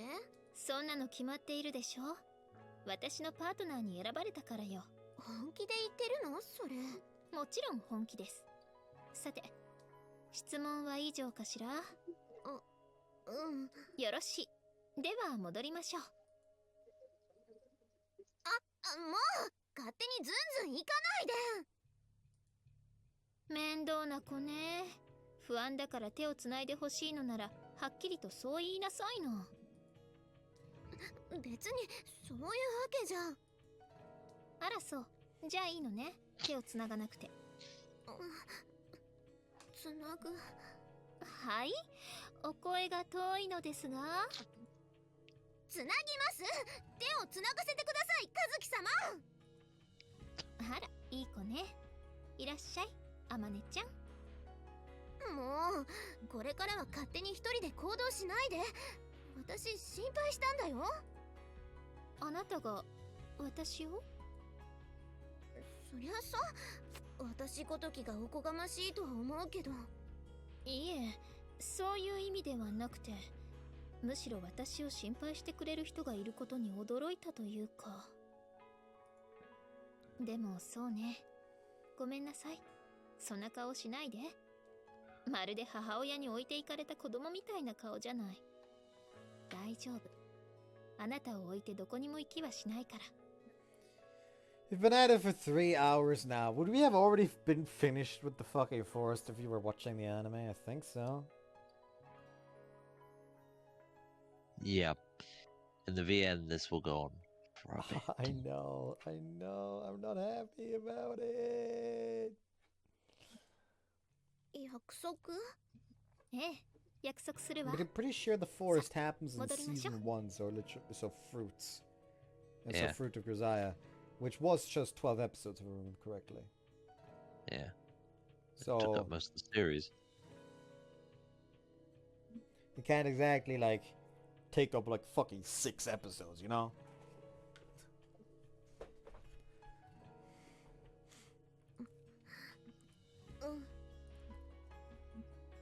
Since I was physically sturdy, I was usually the one being relied on by others. But that moment I realized I'd grown totally dependent on that diminutive girl, Kazumi Kazuki.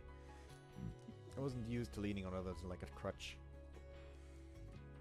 Clinging to someone usually made me feel more awkward than anything else. But that day, the distinct warmth of Kazuki's small hand was very reassuring. 冷たい手をしているのね、アマネ。あ、ごめん。いいのよ。私の母親もこんな感じの手だから。私のことお母さんって呼んでもいいのよ。あら、言うようになったわね。